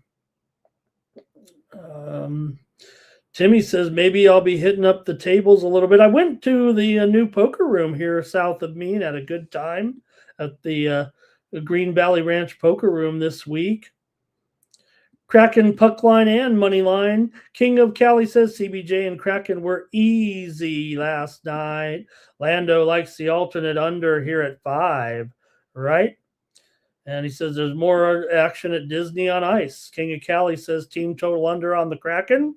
Timothy says Kraken have lost the last 17 games of the back-to-back, and they lost that. They beat Anaheim there last night 3-1. And we had let's see, what did we have? Did we have the puck line with the Kraken last night, right? Or did we have the over? I'm trying to remember. All right, that might do it from you guys in the chat. Kings money line for Timothy Huck and Fiala for an anytime goal here for Timmy Chushu. Thanks so much, everybody. I'll make my call here because I'm a few more plays right now. I'm going with the under in this one. I'm not going to mess around here. I was going to use another word, but I'll go with the under with the Kraken here with that Kings problem here. You guys get a little rambunctious in the chat here. I don't go to those type of clubs. All right. Kings here for King of Cali. 4-1. King of Cali. All right. At least the Kings are going to finally score some goals, huh? All right. Thanks a lot, everybody. What a show. We won't spend too much more time here. I'll let you go. Head on over to Tony'sPicks.com. Use the promo code Tony T at checkout. Save 15% off those premium pick packages, including mine here on Tuesday. We got college football, we got NBA, we got college basketball, we got the NHL. It's going to be an awesome night of sports betting, getting ready for the holiday. No Night Moves show tomorrow, believe it or not, with just one bowl game, and I'm probably going to have a premium. I'm not going to, give a free. There's one game. It's going to be a premium no matter what. Here, so no show. Have a great day. We'll be back. I'll be back here on Christmas Eve. Spend your Christmas morning with me. When you got to play Santa, getting those bikes built and getting those presents wrapped, that's when you're going to want to join me here. That's when we'll be at 3 Eastern, midnight Pacific, or a little earlier with the show on Christmas early morning. So turn it down low. Don't wake up the kids and listen to me while you're wrapping those gifts. We'll preview the Christmas action in the NFL and NBA here. So it should be a great show. Nice short show.